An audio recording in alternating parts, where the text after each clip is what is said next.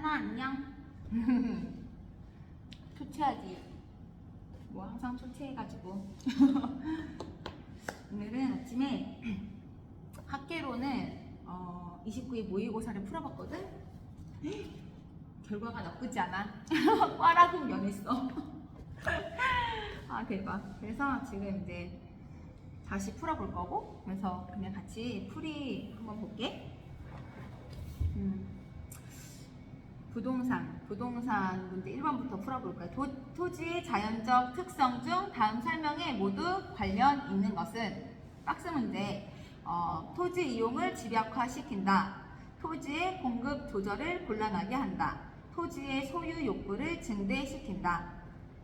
이것이 가리키는 게 뭔지 1번은 인접성, B 아니고 2번 부증성, 딩동댕 맞지? 3번 영속성, 4번 개별성, 5번 적재성. 그래서 조금 더 보면은 보기와 모두 관련된 특성은 토지의 부증성, 비생산성, 면적의 유한성, 희소성이다. 부증성에 대해서 더 알아보면 토지의 절대량이 한정되어 있으므로 토지 중심 쪽으로 갈수록 단위 면적당 자본의 투입 비율을 높이는 집약적 이용을 필연화시킨다. 토지 가격이 상승하여도 물리적 공급을 늘릴 수 없기 때문에 가격이 수요 공급 조절을 곤란하게 하여 균형 가격 성립을 저해하는 요인이 된다. 이용 가능한 토지 자원이 한정, 희소성, 한정됨으로 독점 소유 욕구, 한마디로 명품인 거지.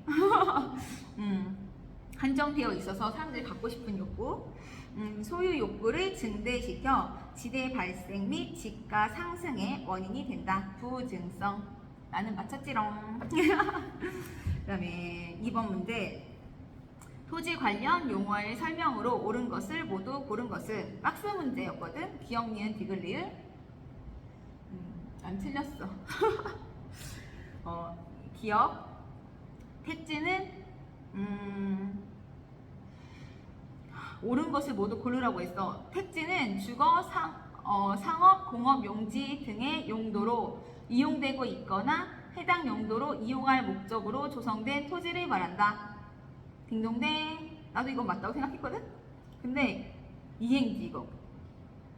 긴지 아닌지 리을. 후보지인지 이행지인지 헷갈렸어. 이행지는 택지지역, 농지지역, 임지지역 상호 간에 다른 지역으로 전환되고 있는 일단의 토지를 말한다. 이게 후보지에 대한 설명인데 내가 후보지인가 이행지인가 헷갈렸어. 이거는 후보지, 다른 지역이니까 후보지야. 여기서는 이행지는 택지지역, 농지지역, 임지지역 상호 간에 다른 지역으로 전환되고 있는 일단의 토지를 말한다. 이렇게 문제 나왔거든. 이거는 후보지라고 나와야 정답입니다. 그리고 이제 니은은 횟지는 용도상 불가분의 관계에 있는 2필지 이상의 일단의 토지를 말한다. 2필지 아니고 1필지일 것 같아. 볼게. 횟지는 횟지는 인위적, 자연적, 행정적 조건에 의해 다른 토지와 구별되는 것으로 가격 수준이 비슷한 일단의 토지를 말한다. 숫자 상관없이 아예 다른가 보다. 획지는 인위적, 자연적, 행정적 조건에 의해 다른 토지와 구별되는 것으로 가격 수준이 비슷한 일단의 토지를 말한다. 획지에 대한 정의. 획지는 인위적, 자연적, 행정적 조건에 의해 다른 토지와 구별되는 것으로 가격 수준이 비슷한 일단의 토지를 말한다. 획지.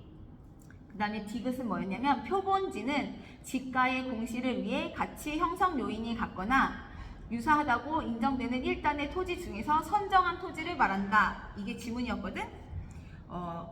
부동산 가격 공시에 관한 법령상 표준지에 대한 설명이다. 이거는 표준지래. 표본지는 지가 변동률 조사 산정 대상 지역에서 행정구역별, 용도구역별, 이용 상황별로 지가 변동률을 측정하기 위해 산정한 대표적인 필지이다.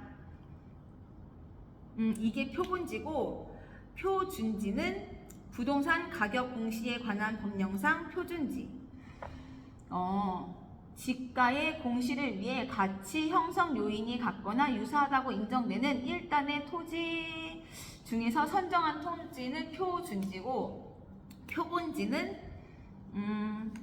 지가 변동률 조사 산정 대상 지역에서 행정구역별, 용도구역별, 이용 상황별 지가 변동률을 측정하기 위해서 산정하는 대표적인 필지. 뭔가를 측정하기 위해서 있는 거는 표본지고, 그 다음에 기준이 되는 거는 표준지. 이렇게 기억하면 될 것 같아. 그 다음에 3번 문제. 우리나라에서 부동산과 소유권에 관한 설명으로 틀린 것은? 나 맞췄어. 1번. 이거 쉬워. 1번. 토지 소유자는 법률의 범위 내에서 토지를 사용, 수익, 처분할 권리가 있다. 딩동댕. 2번. 민법에서 부동산이란 토지와 그 정착물을 말한다. 딩동댕. 3번. 토지의 소유권은 정당한 이익이 있는 범위 내에서 토지의 상하에 미친다. 딩동댕. 4번.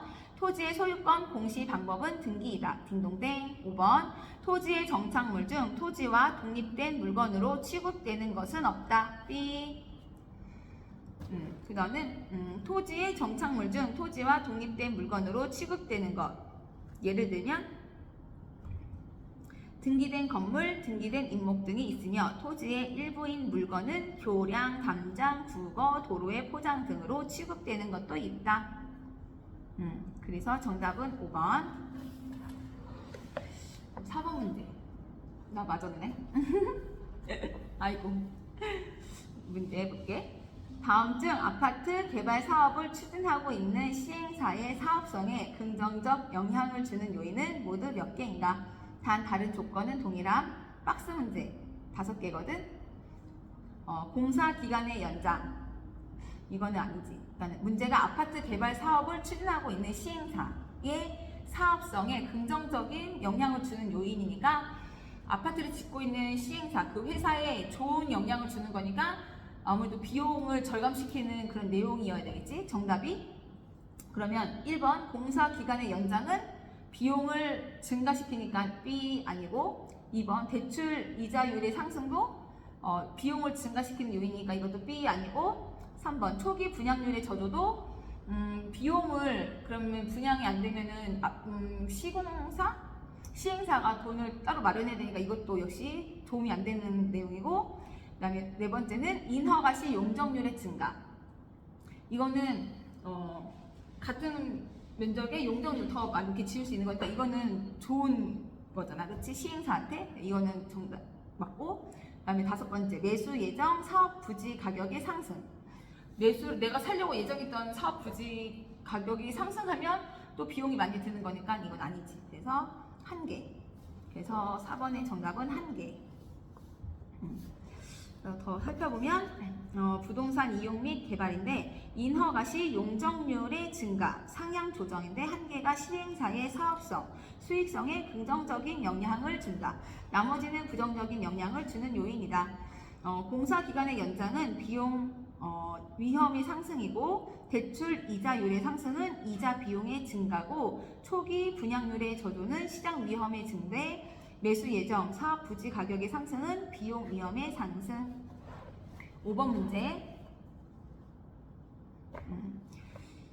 민간 임대주택에 관한 특별법상 위탁관리형 주택임대관리업으로 등록한 경우 주택임대관리업자가 임대를 목적으로 하는 주택에 대해 할 수 있는 업무에 해당하지 않는 것은? 1번 임차인의 대출 알선, 2번 임대차 계약의 체결 갱신, 3번 임차인의 입주 명도, 4번 임대료의 부과 징수, 5번 시설물 유지 개량. 5번인가? 1번.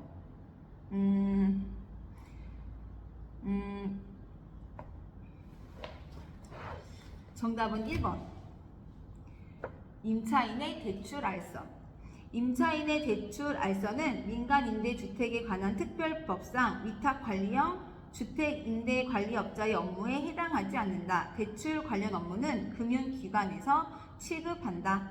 관련 법령을 보면 민간임대주택에 관한 특별법 제11조 주택임대관리업자의 업무 범위 제1항 주택임대관리업자는 임대를 목적으로 하는 주택에 대하여 다음 각호의 업무를 수행한다. 1. 임대차 계약의 체결, 해제, 해지, 갱신 및 갱신 거절 등. 2. 임대료의 부과, 징수 등. 3. 임차인의 입주 및 명도, 퇴거 등. 공인중개사법 제2조 제3호에 따른 중개업은 제외한다. 2항 주택임대관리업자는 임대를 목적으로 하는 주택에 대하여 부수적으로 다음 각호의 업무를 수행할 수 있다. 1. 시설물 유지, 보수, 개량 및 그 밖의 주택관리 업무. 2. 그 밖의 임차인의 주거 편익을 위하여 필요하다고 대통령령으로 정하는 업무. 그래서 민간주택, 임대주택에 관한 특별법상 위탁관리형 주택임대관리업으로 등록한 경우 주택임대관리업자가 임대를 목적으로 하는 문제 지문 진짜 길지. 주택에 대해 할 수 있는 업무에 해당하지 않는 것은 임차인의 대출알선. 6번 문제. 나 맞췄지. 부동산 개발 사업의 방식에 관한 설명 중 기업과 니은에 해당하는 것은 박스 문제요. 기업, 토지 소유자가 토지 소유권을 유지한 채 개발업자에게 사업 시행을 맡기고 개발업자는 사업 시행에 따른 수수료를 받는 방식. 사업 위탁 방식, 사업 수탁 방식이고, 니은 토지 소유자로부터 형식적인 토지 소유권을 이전받은 신탁회사가 사업 주체가 되어 개발, 공급하는 방식은 등가 교환 방식인지 신탁 개발 방식인지 합동 개발 방식인지 등등등 이렇게 나와 있거든. 정답은 신탁 개발 방식. 토지 소유자로부터 형식적인 토지 소유권을 이전받은 신탁 회사가 사업 주체가 되어 개발, 공급하는 방식은 신탁 개발 방식.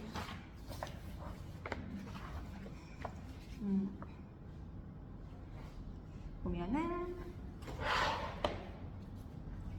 부동산 이용 및 개발. 기업은 사업 위탁 수탁 방식이고 니은은 신탁 개발 방식이다. 사업 위탁 방식은 토지 소유자가 토지 소유권을 유지한 채 개발업자에게 사업 시행을 맡기고 개발업자는 사업 시행에 따른 수수료를 받는 부동산 개발 방식이다. 토지 개발 신탁 토지 신탁 방식은 토지 소유자로부터 형식적인 토지 소유권을 이전받은 신탁 회사가 사업 주체가 되어 개발, 공급하는 부동산 개발 방식이다. 여기 나오는 질문 중에 등가 교환 방식이 있는데 등가 교환 방식은 토지 소유자가 제공한 토지 위에 개발업자가 개발 자금을 부담하여 개발 사업을 시행하고 그 자금의 투입 비율에 따라 개발 지분을 공유하는 방식. 등가 교환 방식은 토지 소유자가 제공한 토지 위에 개발업자가 자금을 또 투입을 해서 같이 개발을 한 다음에 투자 이익을 지분별로 나눠 갖는 거. 자금의 투입 비율에 따라서 개발 지분을 공유하는 방식이 등가 교환 방식이고, 그 다음에 자체 개발 방식은 토지 소유자가 사업을 기획하고 개발 자금을 조달하여서 사업을 시행하는 방식이 자체 개발 방식이고, 합동 개발 방식은 토지 소유자, 사업 시행자, 재원 조달자, 건설업자가 합동으로 택지 개발에 착수하기 전에 일정한 가격으로 토지를 전량 매수하여 개발하는 방식. 합동 방식은 다 모아서 같이 하는 거. 나 처음 봤어 오늘. 어디 같이 있었지? 하여튼 이제 들으니까 알겠다, 그치?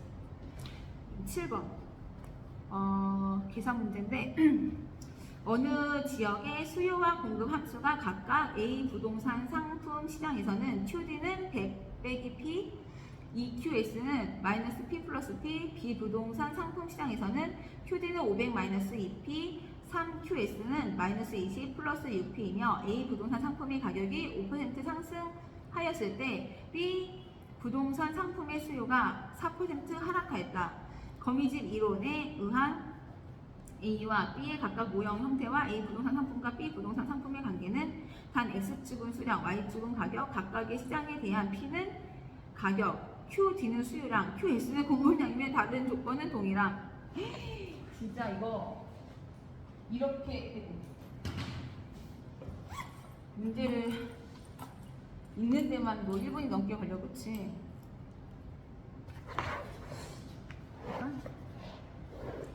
정답이 수렴형, 순환형, 보완제 이런 거를 찾으라는 거거든? 근데 이게 계산하는 방식이 이게 막 그 함수가 나와서 풀어야 될 것 같잖아. 근데 그거 말고 다른 방법이 있는 것 같아. 이거는 내가 계산 문제 푸는 방법을 지금 공부하고 있으니까 저걸로 내가 다시 발산형, 수렴형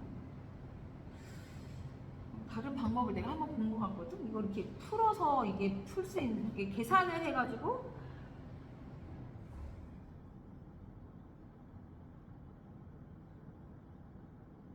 계산하면 너무 오래 걸려. 이 문제는 패스.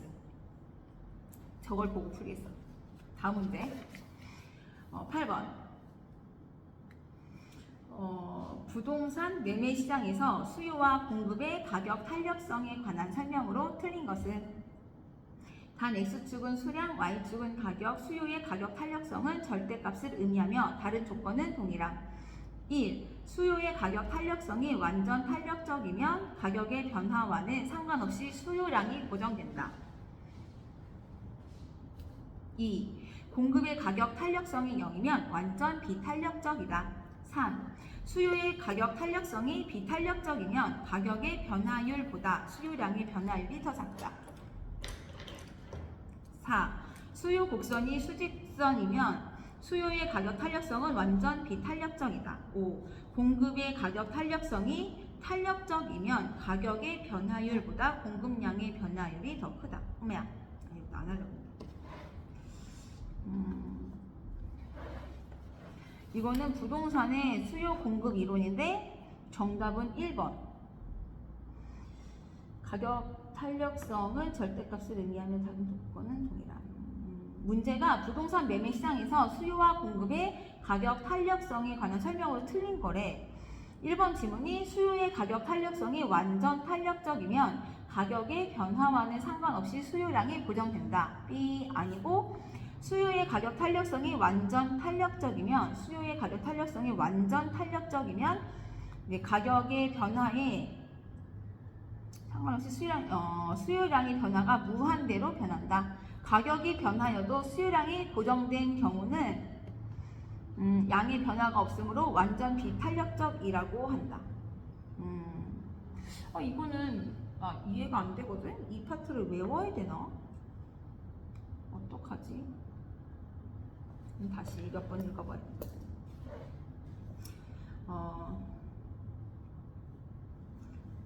수요의 가격 탄력성이 완전 탄력적이면 가격의 변화와는 상관없이 수요량이 고정된다. 가격이 변화해도 수요량이 고정되는 경우는 양의 변화가 없으므로 완전 비탄력적이라고 하는 거고, 수요의 가격 탄력성이 완전 탄력적이면 가격의 변화에 수요량의 변화가 무한대로 변한다. 공급의 가격 탄력성이 0이면 완전 비탄력적이다. 수요의 가격 탄력성이 비탄력적이면 가격의 변화율보다 수요량의 변화율이 더 작다. 수요 곡선의 수직선이 수요의 가격 탄력성은 완전 비탄력적이다. 공급의 가격 탄력성이 탄력적이면 가격의 변화율보다 공급량의 변화율이 더 크다. 문제 다시 한 번 더. 부동산 매매 시장에서 수요와 공급의 가격 탄력성에 관한 설명으로 틀린 것은 1번 수요의 가격 탄력성이 완전 탄력적이면 가격의 변화와는 상관없이 수요량이 고정된다. B 아니고 수요의 가격 탄력성이 완전 탄력적이면 가격의 변화에 수요량의 변화가 무한대로 변한다. 가격의 변화에 수요의 가격 탄력성이 완전 탄력적이면 가격의 변화에 수요의 변화가 변화가 무한대로 변한다. 가격이 변하여도 수요량이 고정된 경우는 양의 변화가 없으므로 완전 비탄력적이라고 한다. 2번 공급의 가격 탄력성이 0이면 완전 비탄력적이다. 3번 수요의 가격 탄력성이 비탄력적이면 가격의 변화율보다 수요량의 변화율이 더 작다. 4번 수요 곡선이 수직선이면 수요의 가격 탄력성은 완전 비탄력적이다. 5번 공급의 가격 탄력성이 탄력적이면 가격의 변화율보다 공급량의 변화율이 적다.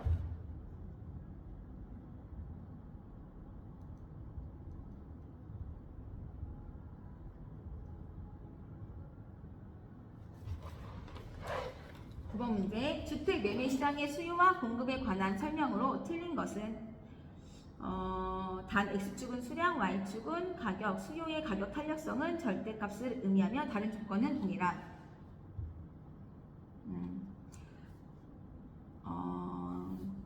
이거는 부동산의 수요 공급 이론인데 1번 주택의 수요와 공급이 모두 증가하게 되면 균형 거래량은 증가한다. 2번 주택 수요의 가격 탄력성이 완전 탄력적인 경우에 공급이 증가하면 균형 가격은 변하지 않고 균형 거래량은 증가한다. 3번 해당 주택 가격 변화에 의한 수요량의 변화는 동일한 수요 곡선상의 이동으로 나타난다. 4번 주택 수요가 증가하면 주택 공급의 탄력적일수록 균형 가격이 더 크게 상승한다. 5번 주택 공급의 가격 탄력성은 단기에 비해 장기에 더 크게 나타난다. 문제가 주택 매매 시장의 수요와 공급에 관한 설명으로 틀린 것은? 정답은 4번. 주택 수요가 증가하면 주택 공급이 탄력적일수록 균형 가격이 더 크게 상승한다.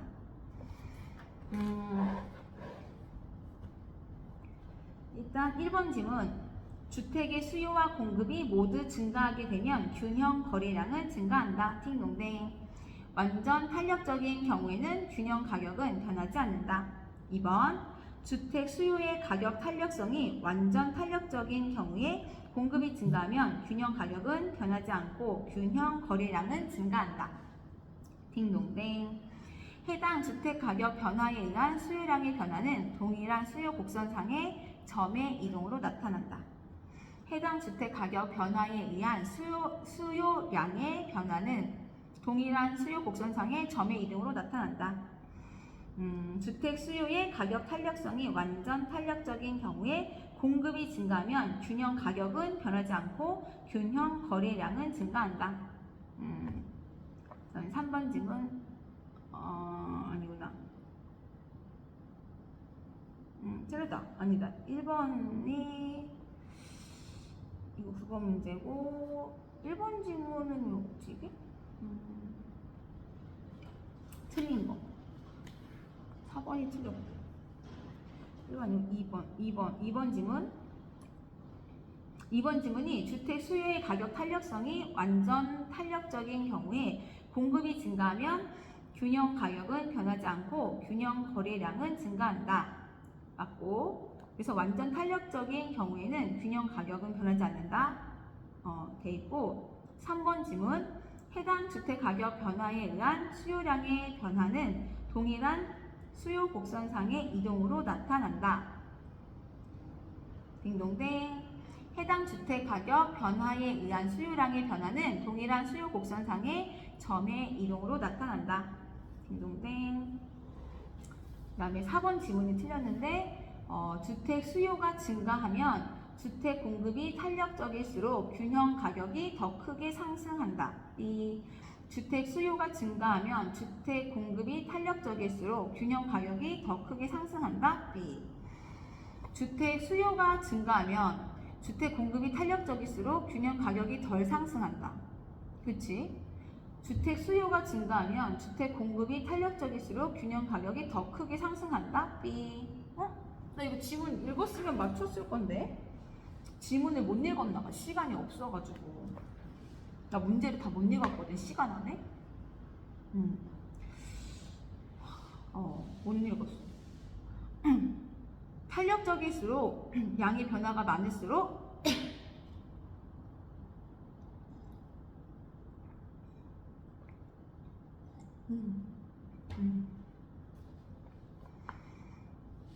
이 지문은 알고 있었는데 다른 지문 볼까? 주택의 수요와 공급이 모두 증가하게 되면 균형 거래량은 증가한다. 공급이 모두 증가하면 균형 거래량은 증가한다. 띵동댕. 주택 수요의 가격 탄력성이 완전 탄력적인 경우에 공급이 증가하면 균형 가격은 변하지 않고 균형 거래량은 증가한다. 해당 주택 가격 변화에 의한 수요량의 변화는 동일한 수요 곡선상의 이동으로 나타난다. 그치?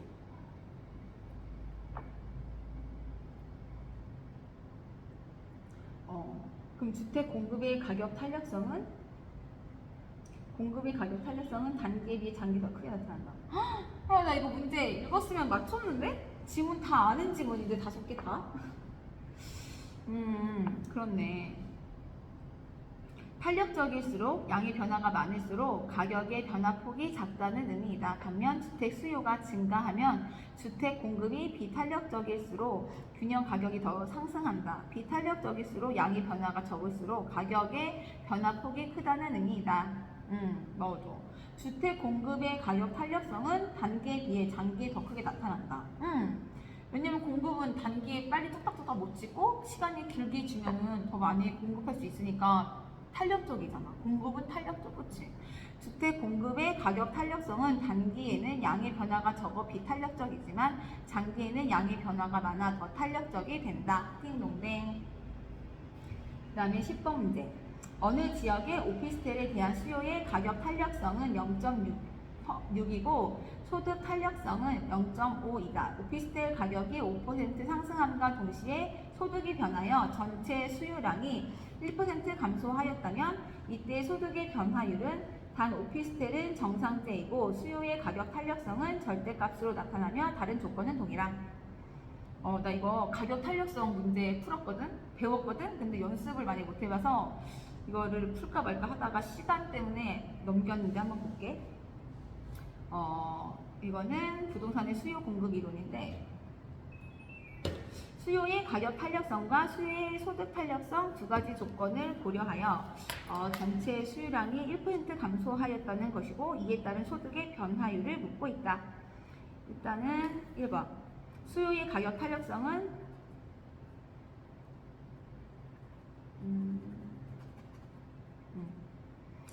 0.6. 0.6은 소득 탄력성은 오피스텔 가격이 5% 상승함과 5%분의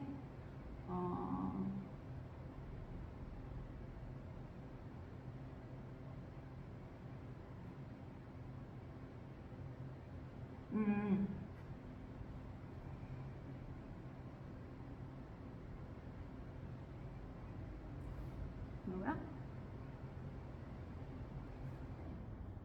여기서 주어진 거는 가격 탄력성이잖아. 가격 탄력성은 저 끝에 있는데 잠깐만. 외워야 될 것 같아. 탄력성. 근데 이게 가격 변화율분의 수요량의 변화율이거든. 가격 탄력성은 안 보이죠? 어쨌든 가변분의 수변이니까 여기는 어디 있어? 여기 있다. 그러면은 0.6이니까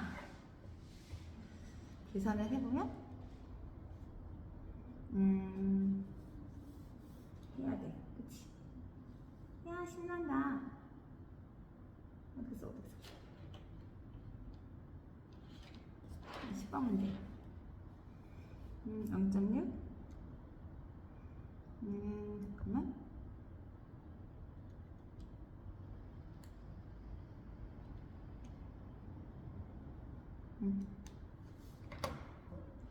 0.6은 그러니까 이걸 뭐라고 잠깐만. 가격 탄력성은 소득 탄력성 분의 수요량의 변화율 수변을 구하면 되는 거야. 그래서 그러면은 가격 상승이 5% 상승하면 수요량을 몇 퍼센트 감소하냐? 를 구하면 되니까 오피스텔 가격이 5% 상승함과 동시에 소득이 변하여 전체 수요량이 1% 감소하였다면 이때 소득의 변화율은 수요의 가격 탄력성은 절대값으로 나타나는 일단은 수요의 가격 탄력성을 구하면 3%가 되지. 그리고 가격 탄력성과 가격 변화율과 수요량의 변화율은 반비례하니까 반비례. 그리고 이게 뭐지? 그 5%가 뭐냐면 오피스텔의 가격이 상승하면 이게 오피스텔 가격이 가격 변화율이 5%인데 이게 상승하면 위에 있는 수요량의 변화율 이 3%는 감소해. 둘은 반비례 관계거든. 수요량 가격과 수요량은 이 가격과 수요량은 반비례 관계. 여기서 수요의 소득 탄력성 0.5는 정상제까지 고려하였을 때 전체 수요량이 1% 감소하였다는 것은 소득의 증가로 수요량이 2% 증가하였다는 의미가 된대. 그래서 수요의 가격 탄력성은 0.6은 5% 가격 변화율 5%분의 상승분의 3% 수요량의 변화율 3% 감소. 그럼 수요의 소득 탄력성은 여기 수요의 소득 탄력성 또 소득 탄력성이 0.5라고 나왔잖아. 이거 구해지. 소득 탄력성은 0.5. 소탄은 소득의 변화율분의 수요량의 변화율이거든. 소득의 변화율이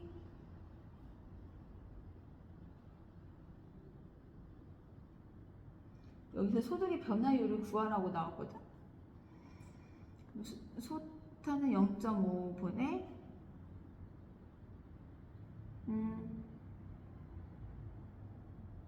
1% 어떻게 구하는 거지? 4분의 2는 뭘까? 정상제까지 고려했을 때 전체 수요량이 1% 감소했다는 것은 소득의 증가로 수요량이 2% 증가했다는 것을 의미한다. 여기서 수요량의 소득 탄력성, 수요량의 소득 탄력성이 수요량의 전체 수요량이 1% 감소하였다는 것은 소득의 증가로 수요량이 2% 증가하였다는 의미가 된다. 수요량이 2% 증가하였다는 것이 된다. 그럼 수요량이 2%를 증가하면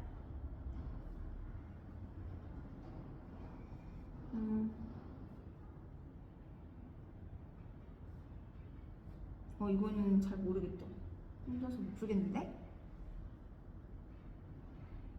이거는 시간이 좀 오래 걸리니까 그러면 이 문제도 패스. 역시 계산 문제는 한 번에 안 돼, 그치? 10번 다시. 다음 문제. 그러나 포기하지 않아. 반은 왔어, 그치? 누군가 이긴 쉽겠지만 그래도 포기하지 않으면 되지, 그치? 이거 시험장에서 나 꼭 풀을 거야. 요번에 꼭 나왔으면 좋겠다, 그치? 나와라. 탄력성 문제 나와라. 교수님이 이번에 나올 확률이 많진 않다고 그랬는데 나왔으면 좋겠다. 11번 문제. 아파트 매매 시장에서 수요량과 수요의 변화에 관한 설명으로 옳은 것은 단 X축은 수량, Y축은 가격이고 아파트와 단독주택은 정상제이며 다른 조건은 동일함. 1번. 나는 11번 틀렸네. 1번. 아파트 가격 하락이 예상되면 수요량의 변화로 동일한 수요 곡선상에서 하향으로 이동하게 된다. 2번. 실질 소득이 증가하면 수요 곡선은 좌하향으로 이동하게 된다.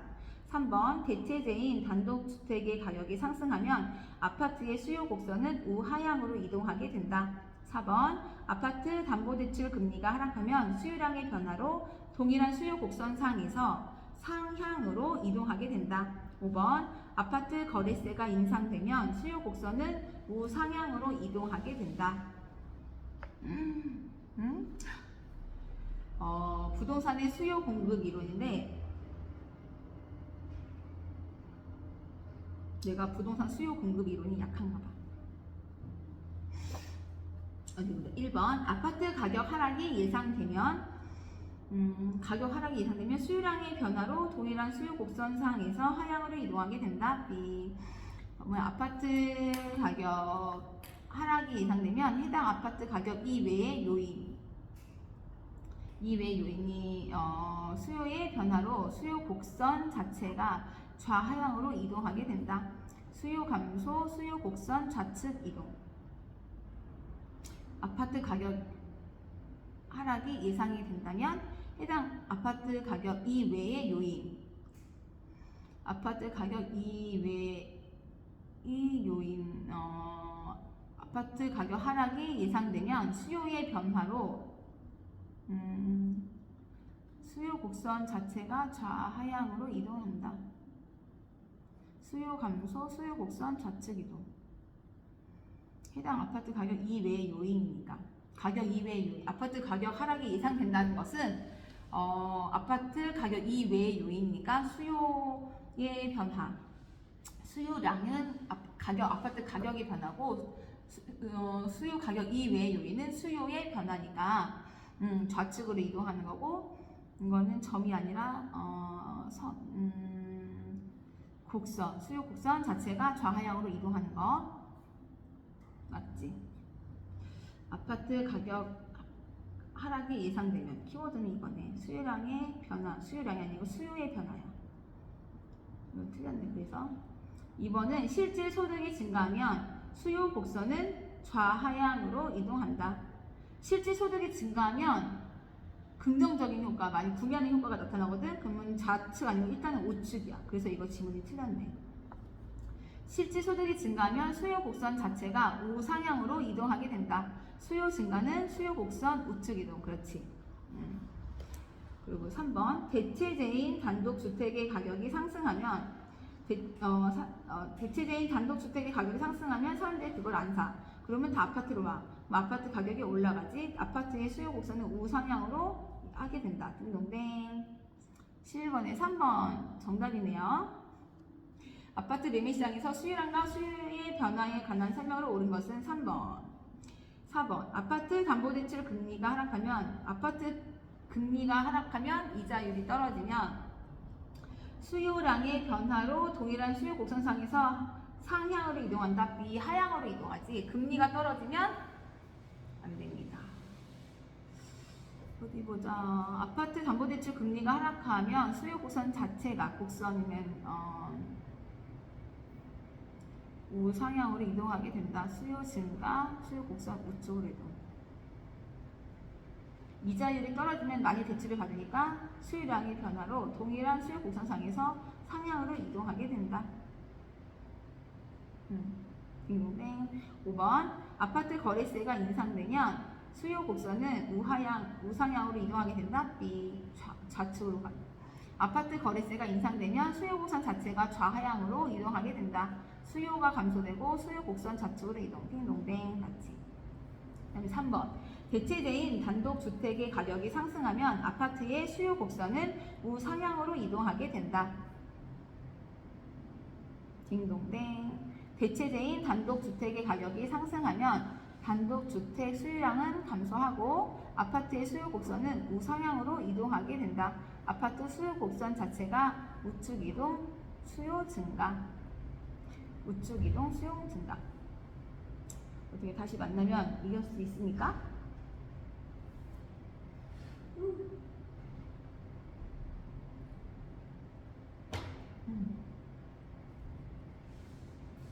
그래서 문제가 아파트 매매 시장에서 수요량과 수요의 변화에 관한 설명으로 옳은 것은 대체재인 단독주택의 가격이 상승하면 아파트의 수요 곡선은 우상향으로 이동하게 된다. 대체재인 단독주택의 가격이 상승하면 사람들이 안 사. 그러면 아파트를 사러 오지. 그러면 아파트가 우상향으로 이동하게 된다. 딩동댕. 다음 문제 12번. 지대 이론에 관한 설명으로 옳은 것은 1번. 차액 지대는 토지의 위치를 중요시하고 비옥도와는 무관하다. 2번 준 지대는 토지 사용에 있어서 지대의 성질에 준하는 잉여로 영구적 성격을 가지고 있다. 3번 절대 지대는 토지의 생산성과 무관하게 토지가 개인에 의해 배타적으로 소유되는 것으로부터 발생한다. 4번 경제의 지대는 어떤 생산 요소가 다른 용도로 전용되지 않고 현재의 용도에 그대로 사용되도록 지급하는 최소한의 지급액이다. 5번 입찰 지대는 토지 소유자의 노력과 희생 없이 사회 전체의 노력에 의해 창출된 지대이다. 정답은 3번 절대 지대는 토지의 생산성과 무관하게 토지가 개인에 의해 배타적으로 소유되는 것으로부터 발생한다. 딩동댕. 지대 이론에 관한 설명으로 옳은 것은 3번 절대 지대는 토지의 생산성과 무관하게 토지가 개인에 의해 배타적으로 소유되는 것으로부터 발생한다. 딩동댕. 1번 차익 지대는 토지의 위치를 중요시하고 비옥도와는 무관하다. B. 차익 지대는 농토의 비옥도 차이, 생산성의 차이에 따라 지대가 발생한다는 것을 설명한다. 차익 지대는 토지의 위치를 중요시하고 B 아니고 농토의 비옥도 차이, 생산성의 차이에 따라 지대가 발생한다는 것을 설명한다. 딩동댕. 2번 준 지대는 토지 사용에 있어서 지대의 성질에 준하는 잉여로 영구적 성격을 가지고 있다. B. 준 지대는 토지 이외의 기계, 기구 등 고정 생산 요소에 의해 발생하는 지대의 성질에 준하는 잉여로 일시적인 소득의 성격을 가지고 있다. 준 지대는 토지 이외의 기계, 기구 등 고정 생산 요소에 의해 발생하는 지대의 성질에 준하는 잉여로 일시적인 소득의 성격을 가지고 있다. 준 지대는 토지 이외의 기계, 기구 등 고정 생산 요소에 의해 발생하는 지대의 성질에 준하는 잉여로 일시적인 소득의 성격을 가지고 있다. 준지대는 토지 사용에 있어서 지대의 성질에 준하는 잉여로 영구적 성격을 가지고 있다. 준지대는 일시적 성격을 가지고 있고 영구적 성격을 가지고 있지는 않습니다. 3번 절대 지대는 토지의 생산성과 무관하게 토지가 개인에 의해 배타적으로 소유되는 것으로부터 발생한다. 딩동댕. 4번 절대 지대는 생산성과 비옥도의 관계가 없이 토지 소유 자체를 지대 발생 원인으로 본다. 4번 경제 지대는 어떤 생산 요소가 다른 용도로 전용되지 않고 현재 용도에 그대로 사용되도록 지급하는 최소한의 지급액이다. 다시 경제 지대는 어떤 생산 요소가 다른 용도로 전환되지 않고 현재의 용도에 그대로 사용되도록 지급하는 최소한의 지급액이다. 전용 수입은 어떤 생산 요소가 다른 용도로 전용되지 않고 현재 용도에 그대로 사용되도록 지급하는 최소한의 지급액, 생산 요소의 기회 비용이다. 이와는 달리 경제 지대는 공급이 제한된 공급의 희소성을 갖는 공급이 비탄력적인 생산 요소, 예를 들면은 토지, 노동 등 생산 요소로 발생하는 추가적인 수입, 일종의 초과 수익을 말한다. 생산 요소, 공급자의 총 수입은 전용 수익, 최소 수익 플러스 경제지대 초과 수익을 말하는 거지. 다시 경제지대는 어떤 생산 요소가 다른 용도로 전용되지 않고 현재 용도에 그대로 사용되도록 지급하는 최소한의 지급액이다. 경제지대는 어떤 생산 요소가 다른 용도로 전환되지 않고 현재 용도에 그대로 사용되도록 지급하는 최소한의 지급액이다. B. 전용 수입은 어떤 생산 요소가 다른 용도로 전용되지 않고 현재 용도에 그대로 사용되도록 지급하는 최소한의 지급액, 생산 요소의 기회 비용이다. 이와는 달리 경제지대는 공급이 제한된 공급의 희소성을 갖는 공급이 비탄력적인 생산 요소, 예를 들면 토지, 노동 등 발생하는 추가적인 수입, 일종의 초과 수익을 말한다. 생산 요소, 공급자의 총 수입은 전용 수입, 최소 수입 플러스 경제지대는 초과 수입. 다음 문제 지문 5번은 입찰 지대는 토지 소유자의 노력과 희생 없이 사회 전체의 노력에 의해 창출된 지대이다. B. 이찰지대는 단위 면적 토지에 대하여 토지 이용자가 지불하고자 하는 최대 금액을 말한다. 근데 지문은 이찰지대는 토지 소유자의 노력과 희생 없이 사회 전체의 노력에 의해 창출된 지대이다. B. 이찰지대는 단위 면적 토지에 대하여 토지 이용자가 지불하고자 하는 최대 금액을 말한다. 딩동댕. 다음 문제는 입지 및 공간 구조론 13번.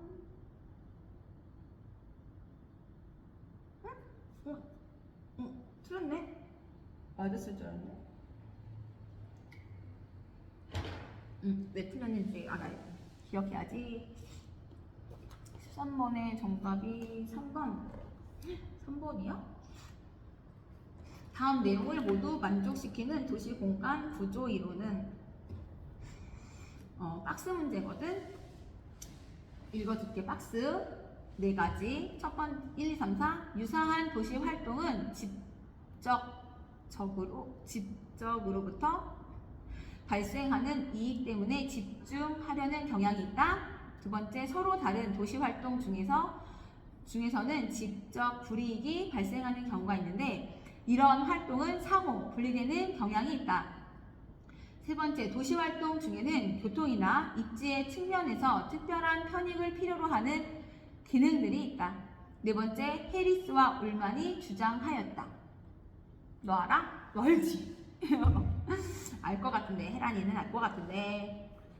다시, 나는 몰라. 해리스와 울만만 알아, 이름을.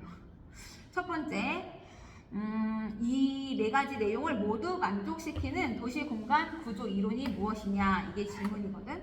유사한 도시 활동은 직접적으로 발생하는 이익 때문에 집중하려는 경향이 있고, 또 서로 다른 도시 활동 중에서는 직접 불이익이 발생하는 경우가 있는데 이러한 활동은 상호 분리되는 경향이 있고, 세 번째, 도시 활동 중에는 교통이나 입지의 측면에서 특별한 편익을 필요로 하는 기능들이 있고, 네 번째는 해리스와 울만이 주장하였다. 1번 동심원 이론, 2번 선형 이론, 3번 다핵심 이론, 4번 입지 지대론, 5번 최소 비용 이론. 정답은 누구 바로 3번 다핵심 이론입니다. 대도시나 현대 도시에서 발생하는 중심 업무 지구 외에 부도심의 기능별 분화 현상을 설명해주는 다핵심 이론에 대한 설명이다. 더 알아보기. 다핵의 성립 요건, 성립 요인. 동종 활동의 지적 이익 추구, 이종 활동의 이해 상반, 분산 입지, 입지적 비양립성, 업종에 따른 지대 지불 능력의 차이, 특정 활동에 따른 특수 시설 필요, 이런 것들을 다 모아서 이거를 다핵심 이론이라고 합니다. 14번. 와, 또 박스 문제야. 계산 문제네. 할 수 있을 것 같긴 한데 뭐 해보지? 복합 쇼핑몰 개발 사업이 진행된다는 정보가 있다. 다음과 같이 주어진 조건 하에서 합리적인 투자자가 최대한 지불할 수 있는 이 정보의 현재 가치는 단 주어진 조건의 하나. 복합 쇼핑몰 개발 예정지 인근에 일단의 A 토지가 있다. 13번까지 푸는데 50분 걸렸어. 한 번 더.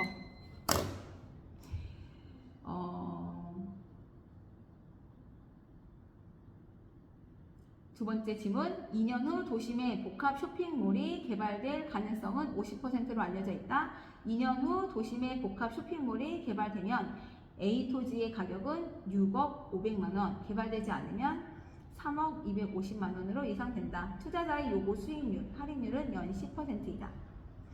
그래서 이 주어진 조건으로 다음과 같이 주어진 조건에서 합리적인 투자자가 최대한 지불할 수 있는 정보의 현재 가치는 얼마인가, 이거거든.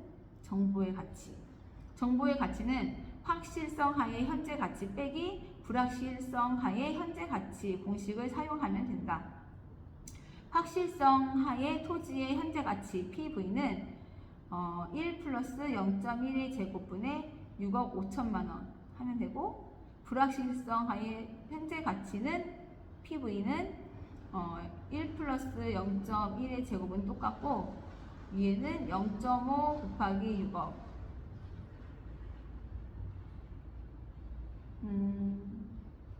이 0.5가 50% 때문에 불확실성은 0.5. 그래서 0.5 곱하기 6억 500만원 플러스 0.5 곱하기 3억 250만원 하면 3억 7,500만원. 따라서 정보 가치는 5억에서 3억 7,500을 뺀 1억 2,500만원. 그러니까 정보 가치를 구하는 공식, 확실성 하에 현재 가치 빼기 불확실성 하에 현재 가치. 현재 가치 PV를 구하는 거는 1 플러스 R의 n승 분의 미래 가치 FV. 1 플러스 R의 n승. 1 플러스 R의 n승. 1 플러스 R. R이 뭐였지? 0.1. R이 뭐였을까요? 할인율. 투자자의 요구 수익률이 아니구나. 그치? 요구 수익률. 수익률. 오케이. 공식을 외우도록 하겠습니다.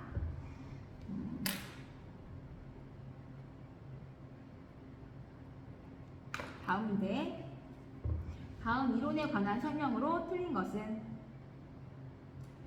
1번, 레일리는 두 중심지가 소비자에게 미치는 영향력의 크기는 두 중심지의 크기에 반비례하고 거리의 제곱에 비례한다고 보았다. 2. 배번은 운송비, 노동비, 직접 이익을 고려하여 비용이 최소화되는 지점이 공장의 최적 입지가 된다고 보았다. 3번, 컨버스는 경쟁 관계에 있는 두 소매시장 간 상권의 경계 지점을 확인할 수 있도록 소매 중력 모형을 수정하였다. 4번, 퍼프는 소비자가 특정 점포를 이용할 확률은 소비자와 점포와의 거리, 경쟁 점포의 수와 면적에 의해서 결정된다고 보았다. 5번, 크리스탈러는 재화와 서비스에 따라 중심지가 계층화되며 서로 다른 크기의 조달 범위와 최소 요구 범위를 가진다고 보았다. 정답은 1번. 틀린 거거든. 이론에 관한 설명으로 틀린 것은 1번. 어디가 틀렸나 한번 찾아볼게. 옳은 거 먼저 읽어보고. 레일리의 소매인력 법칙에서는 두 중심지가 소비자에게 미치는 영향력의 크기는 두 중심지, 도시, 인구 등의 크기에 비례하고 두 도시의 분기점으로부터 거리의 제곱에 반한다고 보았다. 내 지문은 레일리는 두 중심지가 소비자에게 미치는 영향력의 크기는 두 중심지의 크기에 반비례하고 두 중심지의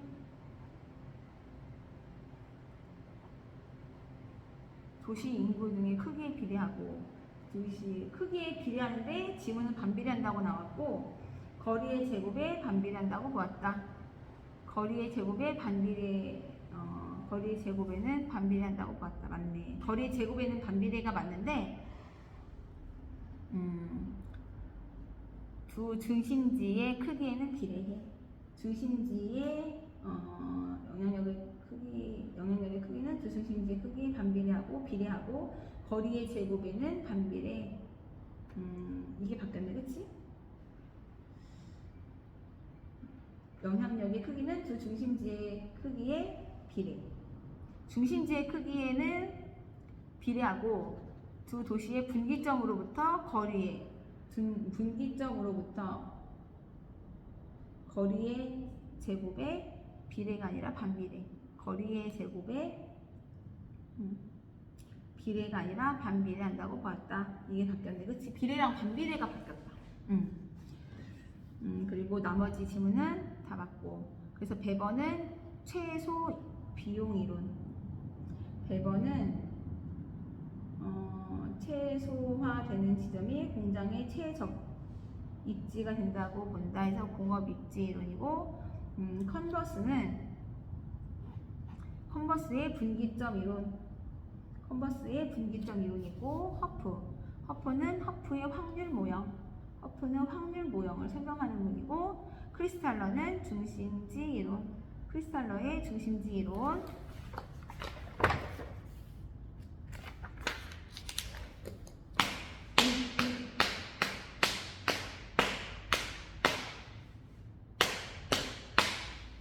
무슨 소리 이게? 졸려서 허벅지 때리는 소리야. 잠 깨라고. 아파. 아파. 그래도 잠은 깬다. 16번. 부동산 시장에 관한 설명으로 틀린 것은 다른 조건은 모두 동일함. 1번. 불완전 경쟁 시장에서도 틀렸네. 할당, 효율적 시장이 이루어질 수 있다. 14, 15, 16, 17, 20번은 문제를 못 읽어서 다 찍었어. 읽을 시간이 없어서. 내가 16문제를 못 읽었어. 읽을 시간이 없어.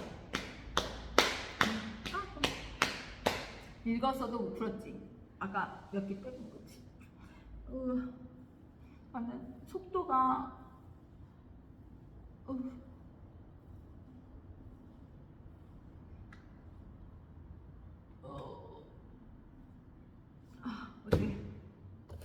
어제인지 오늘인지 한 4시 반? 그때 자가지고 한 6시간? 2시간 잤더니 좋습니다. 화이팅! 머리에 쏙쏙 들어온다. 쏙쏙 들어온다. 우리는 상상할 수 없을 정도의 천재이다. 부동산 시장에 관한 설명으로 틀린 것은 다른 조건은 모두 동일함. 1번. 불완전 경쟁 시장에서도 할당 효율적 시장이 이루어질 수 있다. 2번. 진입 장벽의 존재는 부동산 시장을 불안전하게 만드는 원인이다. 3번. 부동산 시장의 분화 현상은 경우에 따라 부분 시장, 별로 시장의 불균형을 초래하기도 한다. 4번. 강성 효율적 시장에서도 정보를 이용하여 초과 이윤을 얻을 수 있다. 5번. 부동산의 가해지는 다양한 공적 제한은 부동산 시장의 기능을 왜곡할 수 있다. 부동산 시장에 관한 설명으로 틀린 것은 4번. 강성 효율적 시장에서도 정보를 이용하여 초과 이윤을 얻을 수 있다. 오마이갓. 이것도 지문 읽었으면 일단 이거 지문을 안 찍었을 것 같아. 강성 효율적 시장은 완전 정보를 다 얻은 시장인 걸로 알고 있거든. 미공개 정보까지 다.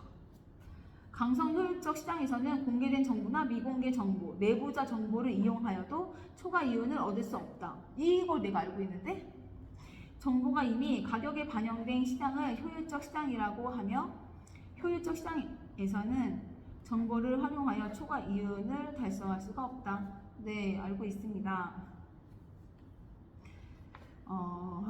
부동산 시장한테 다른 질문 읽어보자. 불완전 경쟁 시장은 할당 효율적 시장이 될 수도 있고 할당 효율적이지 못할 수도 있다. 불완전 경쟁 시장에서도 할당 효율적 시장이 이루어질 수 있다. 딩동댕. 불완전 경쟁 시장은 할당 효율적 시장이 될 수도 있고 할당 효율적이지 못할 수도 있다. 딩동댕. 그 다음에 진입 장벽이 존재. 부동산 시장으로의 진입과 탈퇴가 자유롭지 못하다. 진입 장벽의 존재는 부동산 시장을 불안전하게 만드는 원인이다. 진입 장벽의 존재는 부동산 시장을 불안전하게 만드는 원인이다. 진입 장벽의 존재는 부동산 시장의 진입과 탈퇴가 자유롭지 못하다. 그래서 불안전하게 만드는 원인이 맞지. 왜냐면은 진입 장벽이 높아. 부동산은 단위가 크니까. 3번. 부분 시장, 하위 시장의 이야기다. 부동산 시장의 분화 현상은 경우에 따라 부분 시장별로 시장의 불균형을 초래하기도 한다. 맞아. 4번은 이용하여 초과 이윤을 얻을 수 있다. 강성 효율적 시장에서도 정보를 이용하여 추가 이윤을 얻을 수 있다. 너네도 틀렸지. 5번. 부동산에 가해지는 다양한 공적 제한은 부동산 시장의 기능을 왜곡할 수 있다. 딩동댕. 정답은 4번입니다. 17번. 부동산 경기 변동에 관한 설명으로 틀린 것은 1번. 부동산 경기는 지역별로 다르게 변동할 수 있으며 같은 지역에서도 부분 시장에 따라 다른 변동 양상을 보일 수 있다. 2번. 부동산 경기 변동은 건축 착공량, 거래량 등으로 확인할 수 있다.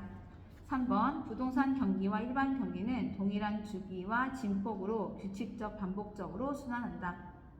4번 부동산 경기가 상승 국면일 경우 직전에 거래된 거래 사례 가격은 현재 시점에서 새로운 거래 가격에 하한이 되는 경향이 있다. 5번 업무용 부동산의 경우 부동산 경기의 하강 국면이 장기화되면 공실률이 증가하는 경향이 있다.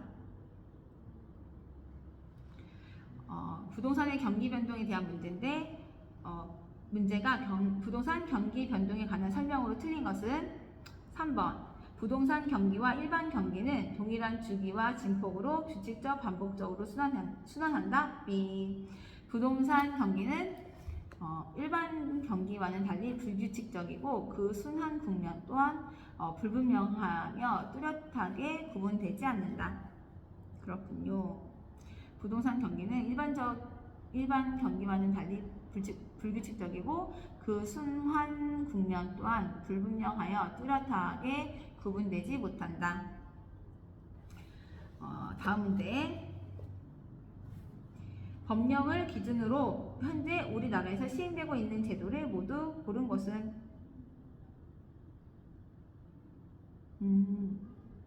내가 맞췄는데? 나왔었지. 1번 실거래가 신고제, 2번 택지 소유 상한제, 3번 분양가 상한제, 4번 택지 초과이득 세제. 기억, 니은, 디귿 문제라서 정답은 실거래가 신고제, 분양가 상한제입니다. 띵동댕. 모두 고른 것은 기억과 디귿. 기억, 실거래가 신고제는 부동산 거래 신고 등에 관한 법률에 의하여 시행 중이고 분양가 상한제는 주택법에 의하여 실행 중입니다. 니은, 리을은 택지 소유 상한제와 토지 초과 이득 세제는 1998년 관련 법령이 폐지되어 현재 시행되고 있지 않다. 택지 소유 상한제와 토지 초과 이득 세제는 1998년 관련 법령이 폐지되어 현재 시행되고 있지 않다. 나 한 번도 들어본 적이 없거든. 다음 문제. 법령을 기준으로 현재 우리나라에서 시행되고 있는 제도를 모두 고른 것은? 이거 했고, 다음 문제. 부동산 시장에서 시장 실패의 원인으로 틀린 것은? 공공재 아니고 정보의 비대칭성, 불안정 경쟁시장, 외부 효과, 재화의 동질성. 5번. 맞지? 맞았습니다. 네. 재화의 동질성은 완전 경쟁 시장의 요건에 해당하는 것이므로 시장 실패의 원인에 해당하지 않는다. 완전 경쟁 시장은 언제나 균형 가격이 성립하고 효율적 자원 배분이 되므로 사회적 후생이 극대화되는 이상적인 시장 모델이다. 재화의 동질성은 완전 경쟁 시장의 요건에 해당하는 것이므로 시장 실패의 원인에 해당하지 않는다. 완전 경쟁 시장은 언제나 균형 가격이 성립하고 효율적 자원 배분이 되므로 사회적 후생이 극대화되는 이상적인 시장 모델이다. 맞습니다. 시장 실패의 원인 더 알아보면 시장 가격, 시장 기구가 어떠한 원인에 의해 자원을 효율적으로 배분하지 못한 상태로 수요량과 공급량이 일치하지 않아서 사회적 후생이 감소하는 경우를 말한다. 불완전 경쟁 시장, 규모의 경제, 공공재, 정보의 비대칭성, 외부 효과. 다음 문제. 부동산 관련 조세 중 국세, 보유과세, 누진세, 유형에 모두 해당되는 것은? 3번 종합부동산세. 취득세는 지방세, 취득과세, 비례세 유형에 해당한다. 재산세는 지방세, 보유과세, 누진세 및 비례세 유형에 해당한다. 종합부동산세는 국세이면서 보유과세이고 누진세 유형에 해당하며 누진세란 과세 대상의 수량이나 값이 증가함에 따라 점점 높은 세율을 적용하는 세금을 말한다. 예, 상속세, 증여세, 재산세, 종합부동산세, 양도소득세 일부 등. 그 다음에 상속세는 국세, 취득과세, 누진세 유형에 해당한다. 5번은 양도소득세는 국세, 양도과세, 누진세 및 비례세 유형에 해당한다. 더 알아보기. 취득세는 국세는 상속, 증여, 인세, 국세 보유 단계는 종합부동산세, 국세 처분 단계는 양도소득세, 지방세의 취득 단계는 취득등록면허세, 지방세의 보유 단계는 재산세, 지방세의 처분 단계는 지방소득세. 토지정책 부동산 가격 공시제도 학계론. 토지정책에 관한 설명으로 틀린 것은 1번 개발 부담금제는 개발 사업의 시행으로 이익을 얻은 사업 시행자로부터 개발 이익의 일정액을 환수하는 제도이다. 2번 용도지역 지구제는 토지 이용 계획의 내용을 구현하는 법적 수단이다. 3번 개발권 양도제 TDR은 개발이 제한되는 지역의 토지 소유권에서 개발권을 분리하여 개발이 필요한 다른 지역에 개발권을 양도할 수 있도록 하는 제도이다. 4번 부동산 가격 공시제도에 있어 개별 공시지가는 국토교통부 장관이 공시한다. 5번 토지 비축 제도는 정부가 직접적으로 부동산 시장에 개입하는 정책 수단이다. 다음 설명으로 틀린 거?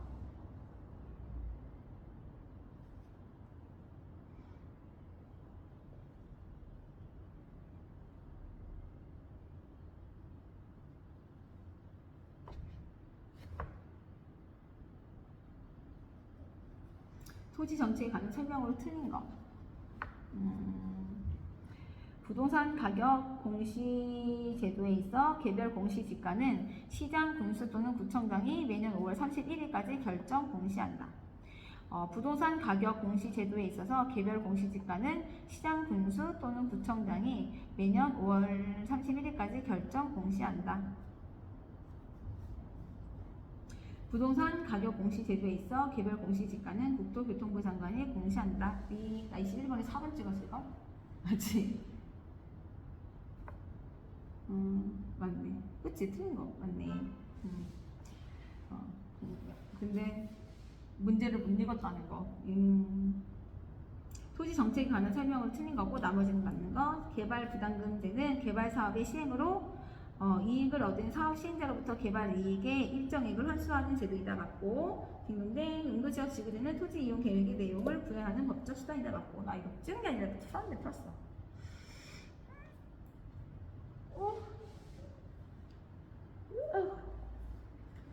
와.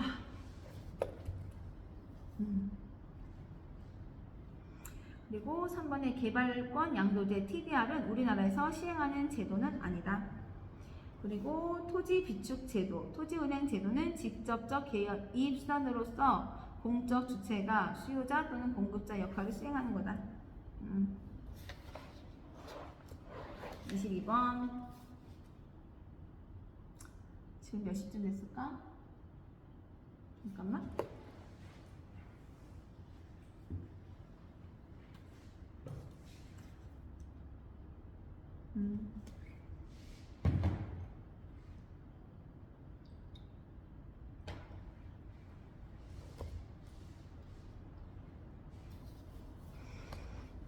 주거복지 정책에 관한 설명으로 틀린 것은? 그럼 잠깐.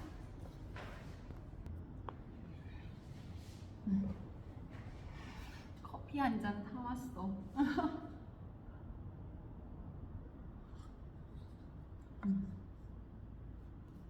22번.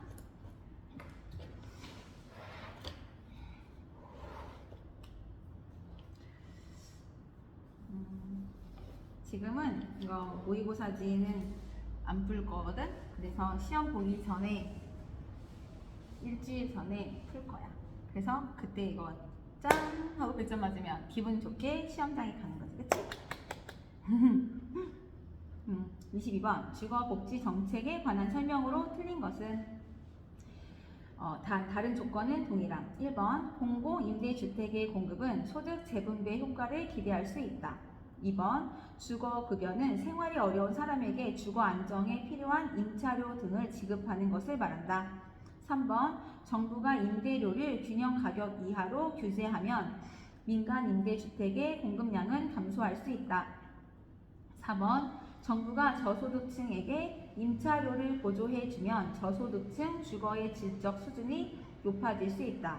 5번 공공임대주택은 한국토지주택공사가 외부 재원의 지원 없이 자체 자금으로 건설하여 임대를 목적으로 공급하는 주택을 말한다.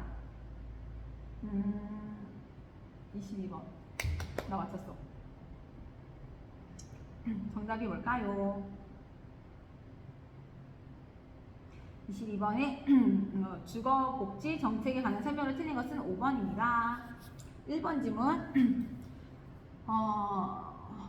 1번 지문이 뭐였냐면 공공임대주택의 공급은 소득 재분배 효과를 기대할 수 있다. 띵동댕. 소득 재분배 효과란 정부의 시장 개입으로 소득의 불공평성 문제를 완화하는 것을 말한다.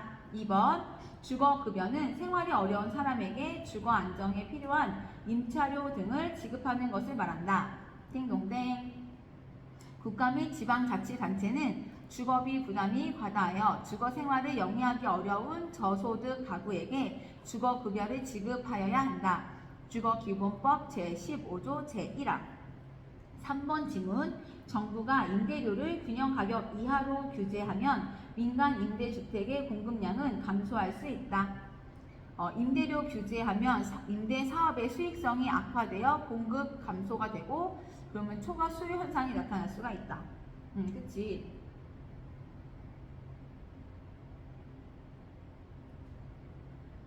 4번 정부가 저소득층에게 임차료를 보조해주면 저소득층 주거의 질적 수준이 높아질 수 있다.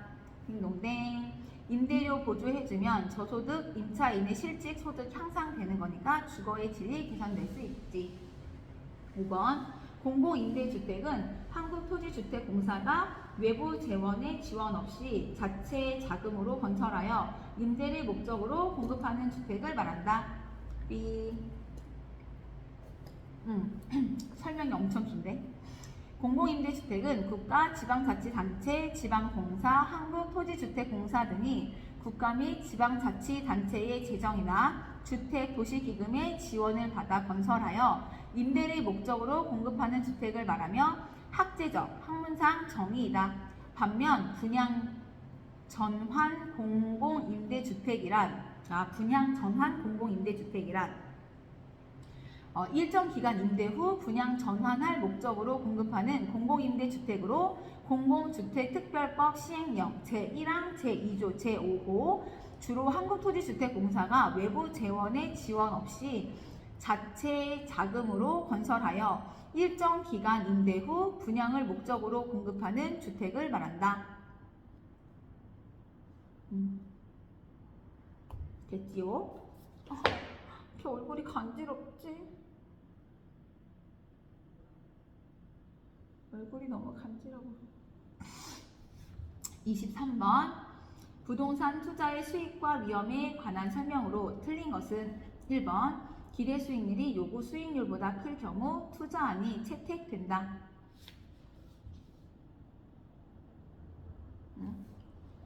2번 개별 부동산의 특성으로 인한 비체계적 위험은 포트폴리오의 구성을 통해 감소될 수 있다. 3번 무위험률의 하락은 투자자의 요구 수익률을 상승시키는 요인이다. 4번 투자자가 대상 부동산을 원하는 시기에 현금화하지 못할 가능성은 유동성 위험에 해당한다. 5번 평균, 분산, 지배 원리로 투자 선택을 할 수 없을 때 변동 개수, 변이 개수를 활용하여 투자안의 우위를 판단할 수 있다. 23번의 정답은 3번 무위험률의 하락은 투자자의 요구 수익률을 상승시키는 요인이다. 무위험률의 하락은 투자자의 요구 수익률을 하락시키는 요인이고 무위험률의 상승은 투자자의 요구 수익률을 상승시키는 요인이다. 요구 수익률은 무위험률 플러스 위험 할증률 플러스 예상 인플레이션율. 그 다음에 5번 질문. 평균 분산, 지배 원리로 투자 선택을 할 수 없을 때 변동 개수, 변이 개수를 활용하여 투자안의 우위를 판단할 수 있다. 이렇게 돼 있는데 맞는 지문이고 설명이고 변동 개수는 기대 수익률과 위험이 서로 다른 투자안의 상대적 위험을 측정하는 지표이다. 효율적 프론티어에 존재하는 효율적 포트폴리오는 상호 지배 관계에 있지 않으므로 무엇이 좋다 또는 나쁘다고 판단할 수 없기 때문에 변동 개수 CV를 통해 상대적 위험을 측정할 수 있다. 관련 공식 변동 개수 CV는 평균 기대 수익률분의 표준 편차 위험.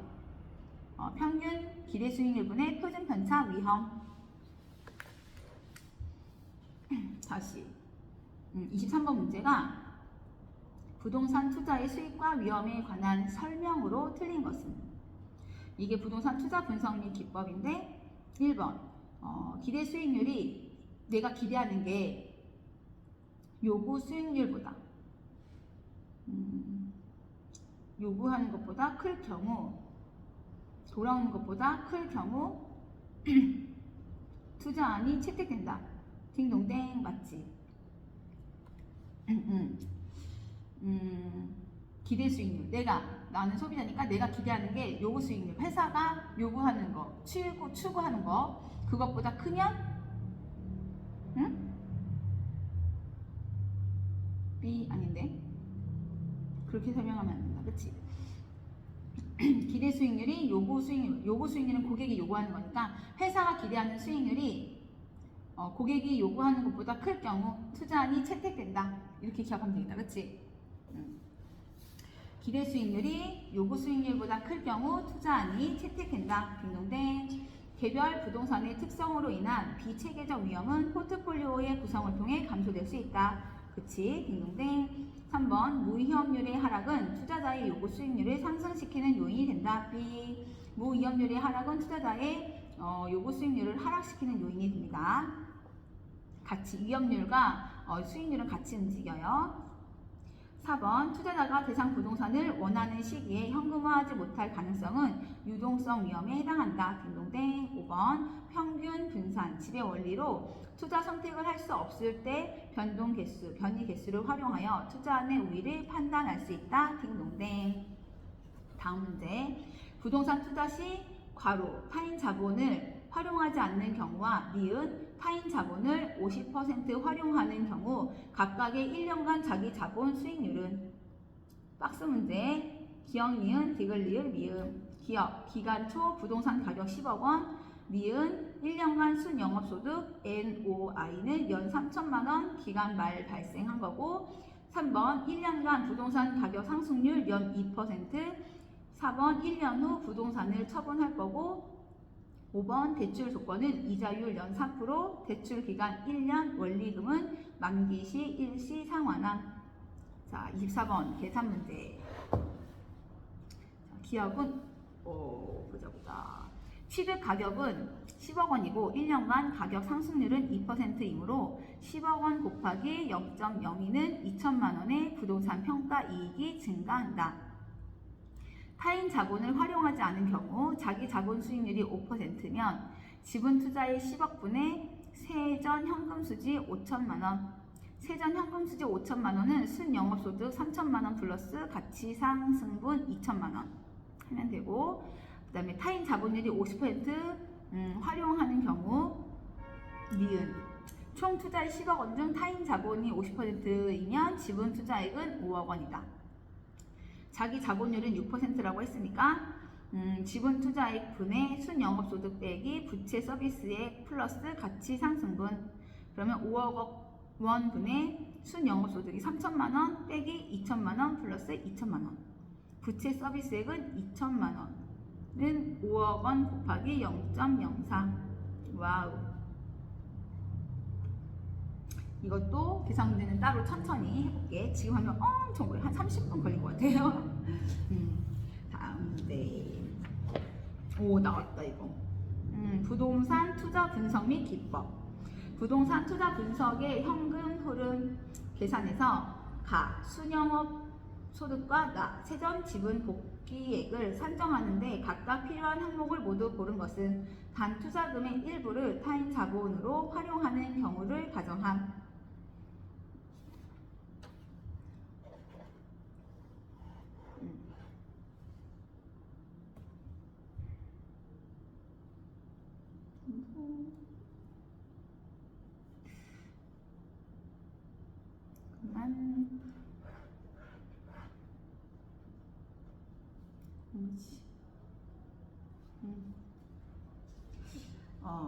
부동산 투자 분석의 현금 흐름의 계산에서 영업수지의 계산 과정.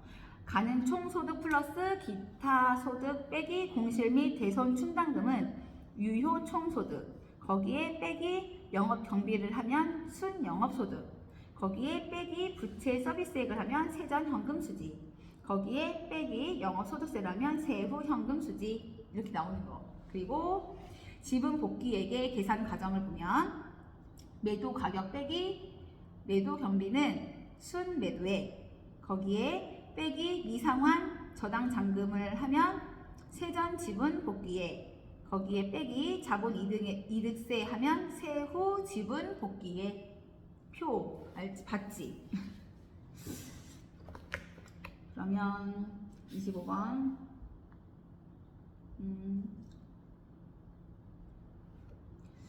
주어진 항목 중에서 순영업소득을 구할 때에는 기타 소득 영업외 수입 미음 재산세만 필요하고 세전 지분 복귀액을 구할 때는 매도 비용 미상환 저당 잔금만 필요하다. 필요한 것만 고르라는 거였구나. 박스 문제였는데 기억, 니은, 디귿, 미음, 비읍 있거든. 여기에 기억은 기타 소득, 니은은 매도 비용, 디귿 취득세, 미음 미상환 저당금, 저당 잔금, 미음 재산세, 비읍 양도 소득세. 여기에서 이제 영업수지의 계산 과정에 필요한 거, 그 다음에 지분 복귀액의 계산 과정에 필요한 거를 고르라고 나와 있어. 부동산 투자 분석의 현금 흐름 계산에서 순 영업소득과 세전 여기서 순 영업소득 어디 있어? 여기 있다. 순 영업소득과 세전 지분 복귀액. 세전 지분 복귀액. 산정하는데 각각 필요한 항목을 모두 고른 것은 이 위에 거네.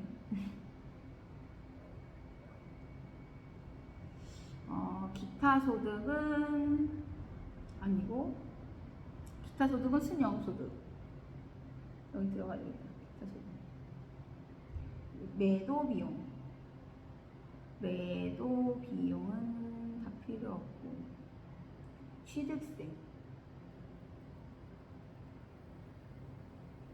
없고 미상환 저당 잔금 세전 지분 복귀액에 미상환 저당 잔금 그 다음에 재산세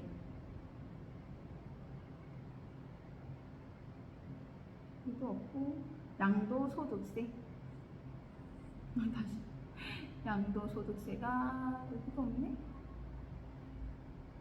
응? 재산세가 어디 있어?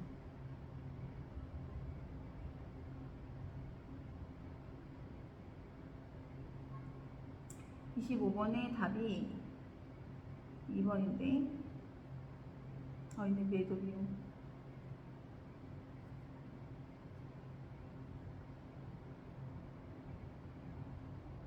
유효 총소득 그렇습니다. 이거 표는 대박인데 이거 표 어떻게 표 외워야겠다. 그치? 암기표에 외웁시다. 다음 26번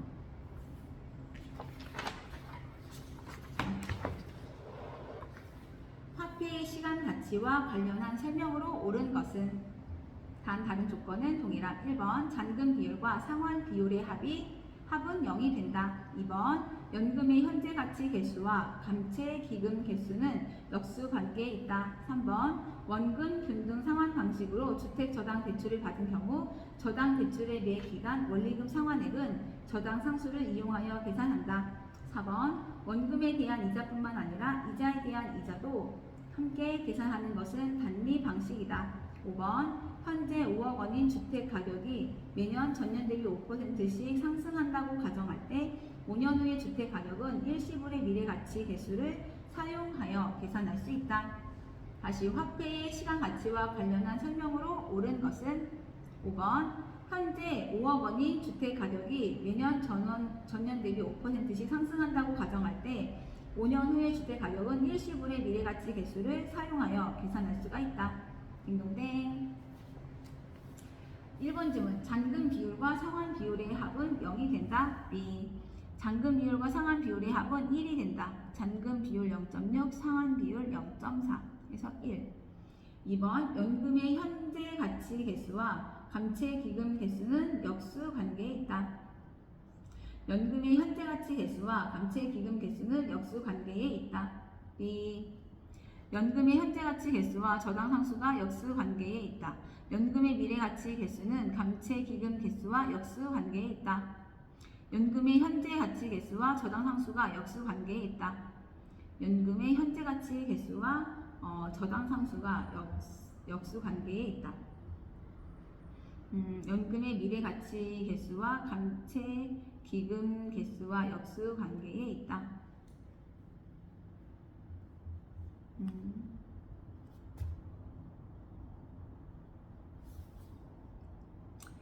원리금 균등 상환 방식으로 원금 균등 상환 방식으로 주택 저당 대출을 받은 경우 저당 대출의 매 기간 원리금 상환액은 저당 상수를 이용하여 계산한다. 원금 균등 상환 방식으로 주택 저당 대출을 받은 경우 저당 대출의 매 기간 원리금 상환액은 저당 상수를 이용하여 계산한다. 원리금 균등 상환 방식으로 주택 저당 대출을 받은 경우 저당 대출의 매 기간 원리금 상환액은 저당 상수를 이용하여 계산한다. 원리금 균등 상환 방식으로 주택 저당 대출을 받은 경우 저당 대출의 매 기간 원리금 상환액은 저당 상수를 이용하여 계산한다. B. 원금 균등 상환 방식으로 주택 저당 대출을 받은 경우 저당 대출의 매 기간 원리금 상환액은 저당 상수를 이용하여 계산한다.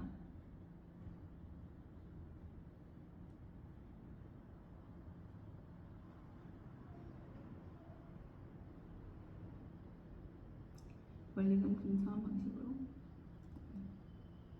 이거는 원금 균등 상환 방식 원리금 균등 상환 방식으로 봤을 때 원리금은 저당 상수를 이용하여 계산한다.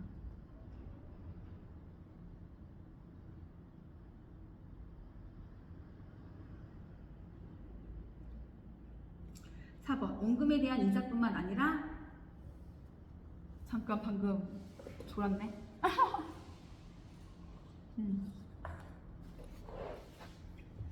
원금에 대한 이자뿐만 아니라 4번 질문 이자에 대한 이자도 함께 계산하는 것은 달리 방식이다. B. 복리전환. 원금에 대한 이자뿐만 아니라 이자에 대한 이자도 함께 계산하는 것은 복리 방식이다. 단위는 최초의 투자 원금에만 이자가 발생하는 경우를 말한다. 5번 현재 5억 원인 주택 가격이 매년 전년 대비 5% 상승한다고 가정할 때 5년 후의 주택 가격은 일시불의 미래 가치 계수를 사용하여 계산할 수가 있다. 딩동댕. 현재 5억 원인 주택 가격이 매년 전년 대비 5%씩 상승한다고 가정할 때 5년 후의 주택 가격은 일시불의 미래 가치 계수, 내가 계수를 사용하여 계산할 수가 있다. 5억 원 곱하기 일시불의 내가 계수는 1 플러스 0.05의 5승. 5년 후의 주택 가격. 27번 부동산 투자의 위험과 관련하여 괄호에 들어갈 용어로 옳은 것은 네모 안에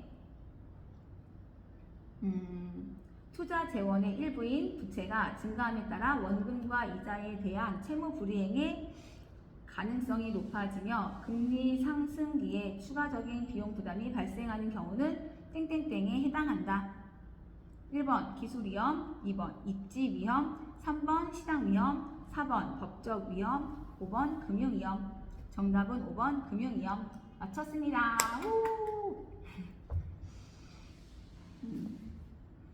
질문 입지적 위험이 뭐냐면 입지 선정의 실패, 상대적 위치의 변화로 발생하는 가치 손실 가능성을 말한다. 시장 위험은 시장의 불확실성으로 인해 발생하는 포괄적 개념으로 투자 부동산이 매매 임대되지 않을 가능성, 공실이 발생할 위험 등을 말한다. 4번 법적 위험은 정부의 규제, 제도, 정책에 따른 위험, 소유권 등의 하자 위험 등을 말한다. 5번 금융 위험. 파인 자본을 조달하여 투자자의 채무 불이행 가능성이 높아지는 위험을 말한다. 28번 다음 자료를 활용하여 산정한 순소득 승수, 채무 불이행률, 세후 현금 흐름 승수를 순서대로 나열한 것은 1번 총 투자액 15억 원, 2번 지분 투자액 4억 원, 3번 유효 총 소득 승수 6, 4번 영업 경비 비율 유효 총 소득 기준 40%, 다음 부채 서비스액 6천만 원, 다음 영업 소득세 1천만 원. 이거는 부동산 투자 분석 및 기법인데 유효 총소득을 구하기 위해 유효 총소득 승수 6을 활용한다. 유효 총소득수 6은 유효 총소득 X분의 총투자액 15억 원 등등등등 해갖고 계산 문제인데 이것도 좀 오래 걸릴 거니까 천천히 합시다. 어차피 계산 문제는 다 할 거니까. 29번 부동산 투자 분석 기법에 관한 설명으로 옳은 것을 모두 고른 것은 단 다른 조건은 동일한 박스 문제. 올해는 33회는 32회보다 어렵다고 그랬어. 왜 어렵냐면 첫 번째 박스 문제가 많이 나온다. 두 번째 옳은 것을 찾는 게 많이 나온다. 세 번째 계산 문제가 많이 나온다. 민법은 사례 문제가 많이 나온다. 그러니까 우리는 그렇게 준비를 하면 된다. 근데 학계론도 기존도 사례 문제가 엄청 많네, 그치? 아닌가? 박스가 엄청 많은데? 부동산 투자 분석 기법에 관한 설명으로 옳은 것을 모두 고른 것은 기업, 내부 수익률법, 순현재 가치법, 수익성 지수법은 할인 현금 흐름 기법에 해당한다. 니은 순현재 가치가 0이 되는 단일 투자안의 경우 수익성 지수는 1이 된다. 디귿 재투자율로 내부 수익률법에서는 요구 수익률을 사용하지만 순현재 가치법에서는 시장 이자율을 사용한다. 리을 회계적 이익률법에서는 투자안의 이익률이 목표 이익률보다 높은 투자안 중에서 이익률이 가장 높은 투자안을 선택하는 것이 합리적이다. 미음 내부 수익률법에서는 내부 수익률과 실현 수익률을 비교하여 투자 여부를 결정한다. 부동산 투자 분석 및 기법인데 정답은 2번 기억 니은 리을 옳은 거. 내부 수익률법, 순현재 가치법, 수익성 지수법은 할인 현금 흐름 기법에 해당한다. 순현재 가치가 0이 되는 단일 투자안의 경우 수익성 지수는 1이 된다. 회계적 이익률법에서는 투자안의 이익률이 목표 이익률보다 높은 투자안 중에서 이익률이 가장 높은 투자안을 선택하는 것이 합리적이다. 딩동댕. 그럼 디귿 보면 재투자율로 내부 수익률 방법에서는 요구 수익률을 사용하지만 순현재 가치법에서는 시장의 자율을 사용한다. 재투자율, 할인율로 내부 수익률법에서는 내부 수익률을 사용하지만 순현재 가치법에서는 요구 수익률을 사용한다. 그리고 내부 수익률법에서는 내부 수익률과 요구 수익률을 비교하여 내부 수익률이 요구 수익률보다 클 경우 투자를 채택한다. 두 번째 50분, 세 번째 50분. 내부 수익률법에서는 내부 수익률과 요구 수익률을 비교하여 내부 수익률이 요구 수익률보다 클 경우 투자를 채택한다. 우와,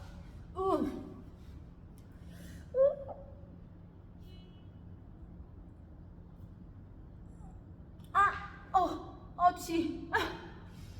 이제 무서워서 기지개도 못하겠어. 밤이 막 지나구만.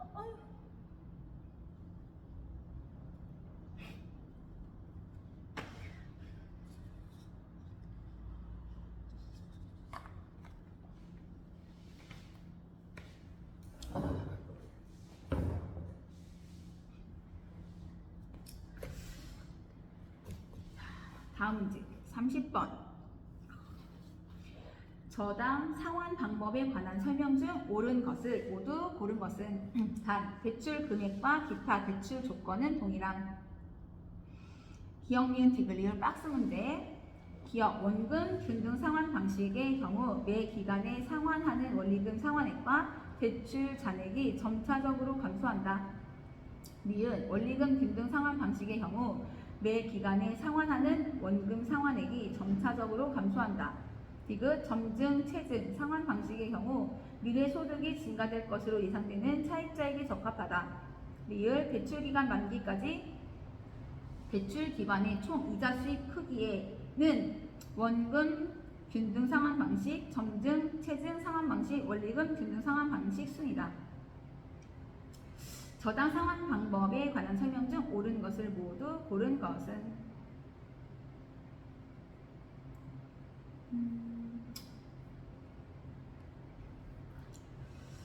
30번 옳은 것은 2번 기억과 지그시 내용. 원금 균등 상환 방식의 경우 매 기간에 상환하는 원리금 상환액과 대출 잔액이 점차적으로 감소한다. 점증 상환 방식의 경우 미래 소득이 증가될 것으로 예상되는 차입자에게 적합하다. 기억, 지급. 리은 원리금 균등 상환 방식의 경우 매 기간에 상환하는 원금 상환액이 점차적으로 증가한다. 이자 지급분은 점차 감소한다. 상환 기간이 지남에 따라 원리금 상환액 중에서 원금 상환분은 점차 증가하고 이자 지급분은 점차 감소한다.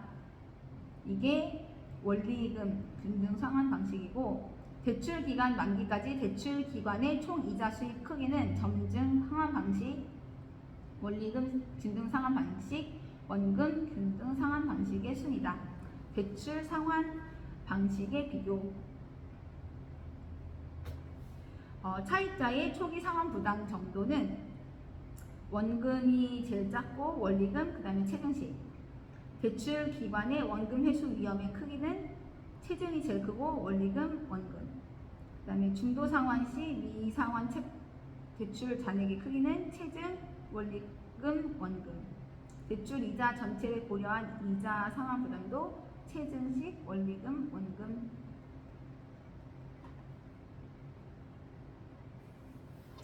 다음 31번 10개 남았네. 우리나라 부동산 투자회사 리츠에 관한 설명 중 틀린 것은 1번 자기관리 부동산 투자회사 설립 자본금은 5억 원 이상으로 한다. 딩동댕. 2번 위탁관리 부동산 투자회사 및 기업구조 조정 부동산 투자회사의 설립 자본금은 3억 원 이상으로 한다. 딩동댕. 3번 공익중개사로서 해당 분야에 5년 이상 종사한 사람은 자기관리 부동산 투자회사의 자산운용 전문 인력이 될 수 있다. 딩동댕. 공인중개사로서 해당 분야에 5년 이상 종사한 사람은 자기관리 부동산 투자회사의 자산운용 전문 인력이 될 수 있다. 딩동댕. 4번 위탁관리 부동산 투자회사는 본점 외에 지점을 설치할 수 있다. 딩동댕. 5번 부동산 투자회사는 현물 출자에 의한 설립이 가능하다. B. 부동산 투자회사는 현물 출자에 의한 설립이 불가능하다. 관련 법령 부동산 투자회사법 제5조 부동산 투자회사의 설립 제1항 부동산 투자회사는 발기 설립의 방법으로 하여야 한다. 2항 부동산 투자회사는 상법 제290조 제2호에도 불구하고 현물 출자에 의한 설립을 할 수가 없다. 부동산 투자회사는 현물 출자에 의한 설립이 가능하다. B. 불가능합니다. 더 알아보기. 유형 자기관리 부동산 투자회사, 실체회사, 위탁관리 부동산 투자회사 및 기업구조조정 부동산 투자회사. 유형은 실체회사와 명목회사가 있고, 그 다음에 자산운용은 실체는 직접 수행하고 자산운용 전문 인력이 있고 5년 이상 일한 사람, 그 다음 내부통제 기준 및 준법 감시인이 있고, 명목회사는 서류상만 회사고 자산관리 회사의 위탁을 맡기고 위탁관리 부동산 투자회사, 그래서 법인 이사와 감독이사가 있고, 설립 자본금은 실제 자기관리 부동산 투자회사는 5억 원 이상, 위탁관리 부동산 투자회사는 3억 원 이상, 최저 자본금은 70억 원, 얘는 50억 원. 좀 완화돼 있지. 다음 32번. 사업주가 특수 목적 회사인 프로젝트 회사를 설립하여 프로젝트 금융 활용하는 경우에 관한 설명으로 옳은 것은 단 프로젝트 회사를 위한 별도의 보증이나 담보 제공은 없음. 1번 프로젝트 금융의 상환 재원은 상업주의 모든 자산을 기반으로 한다. 2번 사업주의 재무 상태표에 해당 부채가 표시된다. 3번 해당 프로젝트가 부실화되더라도 대출 기관의 채권 회수에는 영향이 없다. 4번 일정한 요건을 갖춘 프로젝트 회사는 법인세 감면을 받을 수 있다. 5번 프로젝트 사업의 자금은 차주가 임의로 관리한다. 다시 문제. 사업주가 특수 목적 회사인 프로젝트 회사를 설립하여 프로젝트 금융을 활용하는 경우에 관한 설명으로 옳은 것은 4번. 일정한 요건을 갖춘 프로젝트 회사는 법인세 감면을 받을 수 있다. 딩동댕. 1번 질문. 프로젝트 금융의 상환 재원은 사업주의 모든 자산을 기반으로 한다. B. 프로젝트 금융의 상환 재원은 프로젝트 회사가 개발 사업을 수행하여 획득하는 분양 수익금 등 현금 흐름을 기초로 하여 이루어진다. 자산을 기본으로 하는 것 B. 현금 흐름을 기초로 하여 이루어진다. 딩동댕. 2번 사업주의 재무 상태표에 해당 부채가 표시된다. 개별 사업주의 재무 상태표 대차 대조표에 해당 부채가 표시되지 않는다. 부의 금융 효과. 3번 해당 프로젝트가 부실화되더라도 대출 기관의 채권 회수에는 영향력이 없다. 해당 프로젝트가 부실화되면 대출 기관의 채권 회수에 영향을 준다. 즉 금융 기관의 부실 위험을 초래할 수가 있다. 4번 일정한 요건을 갖춘 프로젝트 회사는 법인세 감면을 받을 수 있다. 5번 프로젝트 사업의 자금은 차주가 임의로 관리한다. 일정한 요건을 갖춘 프로젝트 회사는 법인세 감면을 받을 수 있다. 일정한 요건을 갖춘 프로젝트 회사 SPC는 명목회사이므로 페이퍼 컴퍼니 명목회사이므로 법인세 감면을 받을 수가 있다. 5번 프로젝트 사업의 자금은 차주가 임의로 관리한다. 프로젝트 사업의 자금은 부동산 신탁회사의 에스크로우 계정을 통해 관리된다. 띵동댕.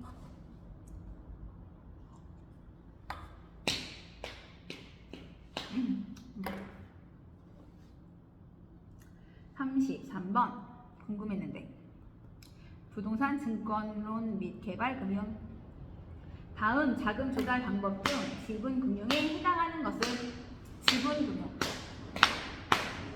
지분금융에 해당하는 것은 1번 주택상환 사채, 2번 신탁증서금융, 3번 부동산 투자회사 리츠, 4번 자산담보부 기업 어음 ABCP, 5번 주택저당 채권담보부 MBB. 정답은 3번 부동산 투자회사 리츠. 예, 맞았어요.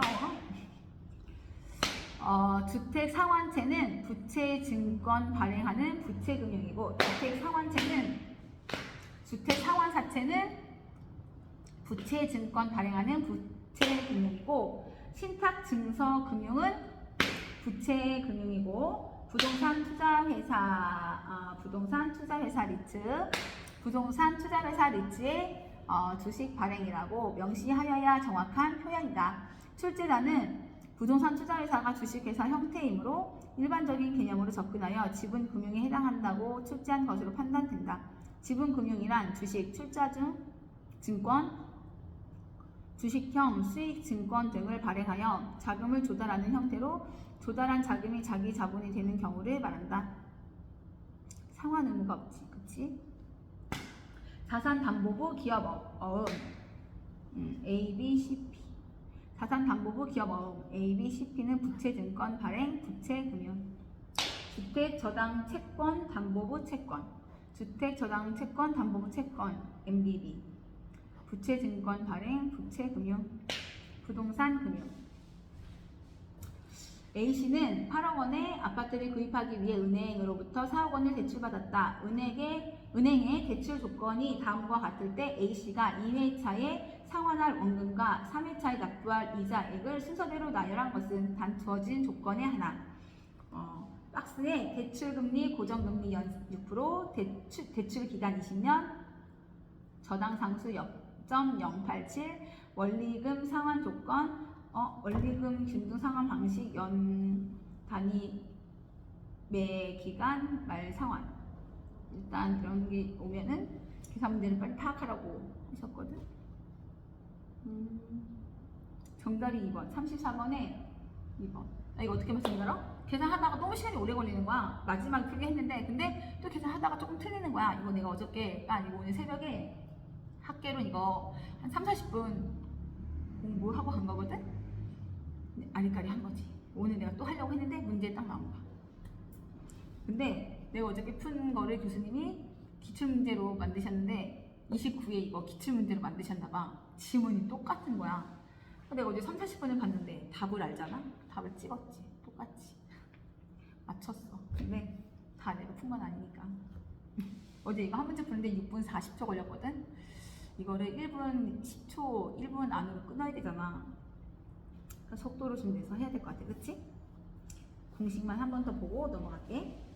원리금은 융자금 4억 곱하기 저당 상수하면 3,480만원이 매년 내는 원리금이고, 그럼 여기서 이자만 먼저 빼보면 1차년도 이자는 4억 곱하기 이자율 하면 2,400만원. 이게 1년의 이자니까 아까 원리금 3,480에서 2,400을 빼면 1,080만원이 내가 매년 내는 원금, 첫 번째 내는 연금이고, 원금 상환분. 그다음에 1차년도 잔금은 4억 빼기 1차년도 잔금 하면 되지. 그다음에 2차년도 똑같이 이렇게 반복하는 거.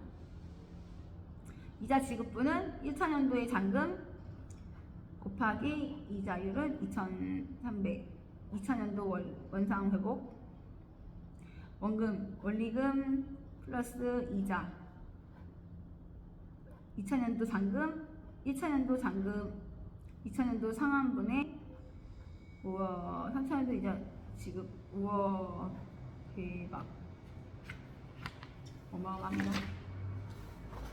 와 다 왔다.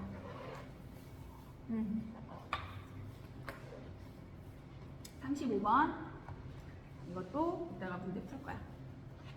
감정평가에 관한 규칙상 용어의 정의로 틀린 것은 1번 원가법이란 대상 물건의 재조달 원가에 감가 수정을 하여 대상 물건의 가액을 산정하는 감정평가 방법을 말한다. 딩동댕. 2번 수익환원법이란 대상 물건이 장래 산출할 것으로 기대되는 순수익이나 미래의 현금 흐름을 환원하거나 할인하여 대상 물건의 가액을 산정하는 감정평가 방법을 말한다. 딩동댕. 3번 가치 형성 요인이란 대상 물건의 경제적 가치에 영향을 미치는 일반 요인, 지역 요인 및 개별 요인 등을 말한다. 딩동댕. 4번 거래사례 비교법이란 대상 물건과 가치 형성 요인이 같거나 비슷한 물건의 거래사례와 비교하여 대상 물건의 현황에 맞게 사정 보정, 시점 수정, 가치 형성 요인 비교 등의 과정을 거쳐 대상 물건의 가액을 산정하는 감정평가 방법을 말한다.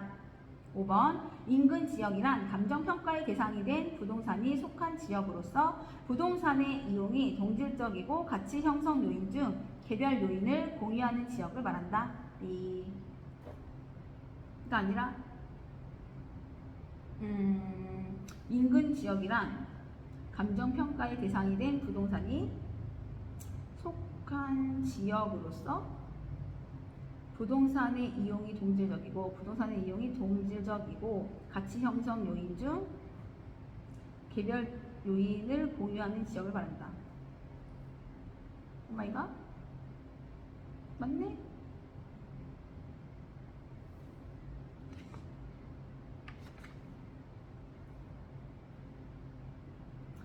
문제가 잘못됐나?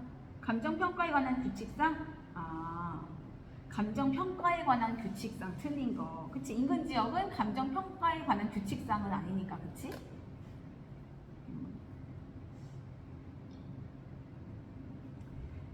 다음 문제.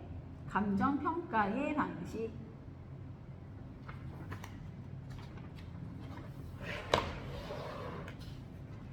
계산 문제구만. 감정평가의 대상이 되는 부동산 이하 대상 부동산이라 함. 거래사례 부동산의 개별 요인 항목별 비교 내용이 다음과 같은 경우 상승식으로 산정한 개별 요인 비교치는 단 주어진 조건의 하나며 결과값은 소수점 넷째 자리에서 반올림함. 지문 박스에 4개 있는데 가로의 폭, 구조 등의 상태에서 대상 부동산이 5% 우세함. 고객의 유동성과의 적합성에서 대상 부동산이 3% 열세함. 형상 및 고전은 동일함. 행정상의 규제 정도에서 대상 부동산이 4% 우세함. 감정평가의 방식. 계산 문제 이거는 패스하고 천천히 보고 다음 문제. 부동산 가격 공시에 관한 법률상 표준지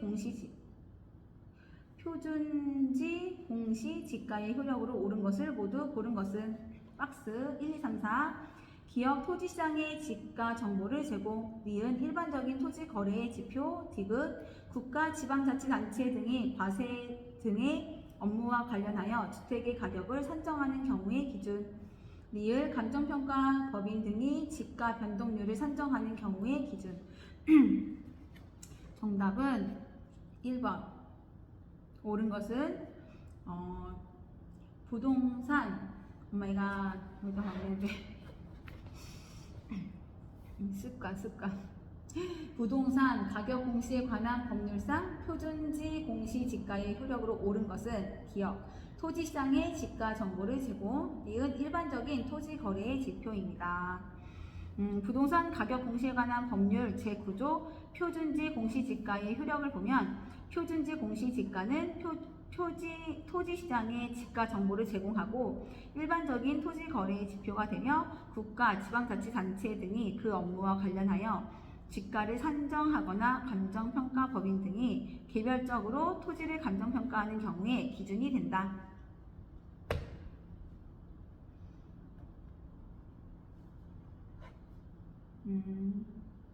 국가, 지방자치단체 등이 과세 등의 업무와 관련하여 주택의 가격을 산정하는 경우의 기준. 국가, 지방자치단체 등이 과세 등의 업무와 관련하여 주택의 가격을 산정하는 경우에 기준이 되는 것은 개별 주택 가격 및 공동주택 가격이다. 지가 변동률 산정 기준이 아니라 개별 토지를 감정평가하는 경우에 기준이 된다. 부동산 가격 공시에 관한 법률상 표준지 공시 지가의 효력으로 옳은 것은 표준지 공시 지가에 대해 옳은 것은 토지시장의 지가 정보를 제공하고 일반적인 토지 거래의 지표가 있으면 된다. 그렇지. 다음 문제 38번 감정평가에 관한 규칙상 가로에 들어갈 내용으로 옳은 것은 가로 박스 문제인데 3가지. 원가 방식은 원가법 및 적산법 등 기억의 원리에 기초한 감정평가 방식이다. 기억은 무엇인가요? 비용성. 피 아니고 비용성. 그 다음에 비교 방식, 거래 사례 비교법, 임대 사례 비교법 등 시장성의 원리에 기초한 감정평가 방식 및 땡땡땡. 그것은 바로 공시지가기준법. 다음 땡땡땡. 땡땡땡은 수익환원법 및 수익분석법 등 수익성의 원리에 기초한 감정평가 방식. 뭘까요? 기억은 비용성, 리은은 공시지가기준법, 디귿은 수익 방식이다. 감정평가에 관한 규칙 제11조. 원가 방식은 원가법 및 적산법 등 비용성의 원리에 기초한 감정평가 방식이다.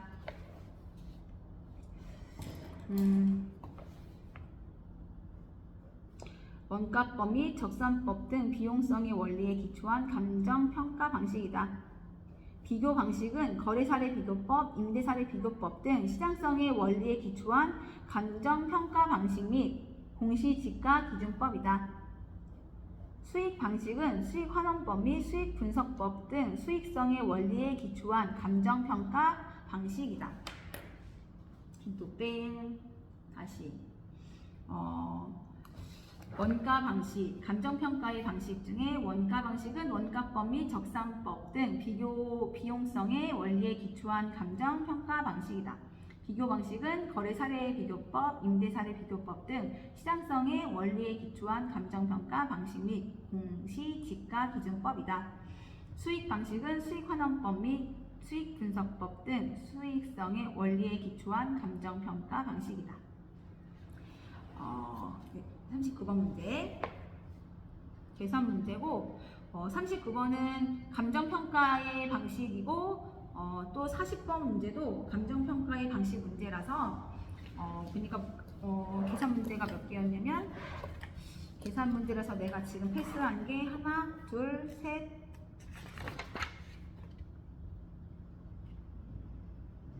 넷, 다섯,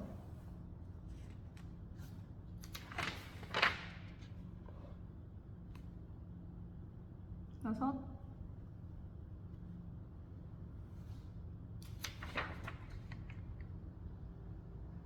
일곱, 여덟, 아홉 개다. 계산 문제가 9문제 넘겼거든. 우와. 그럼 31. 31 중에 또 어려운 표 외우는 게 있었으니까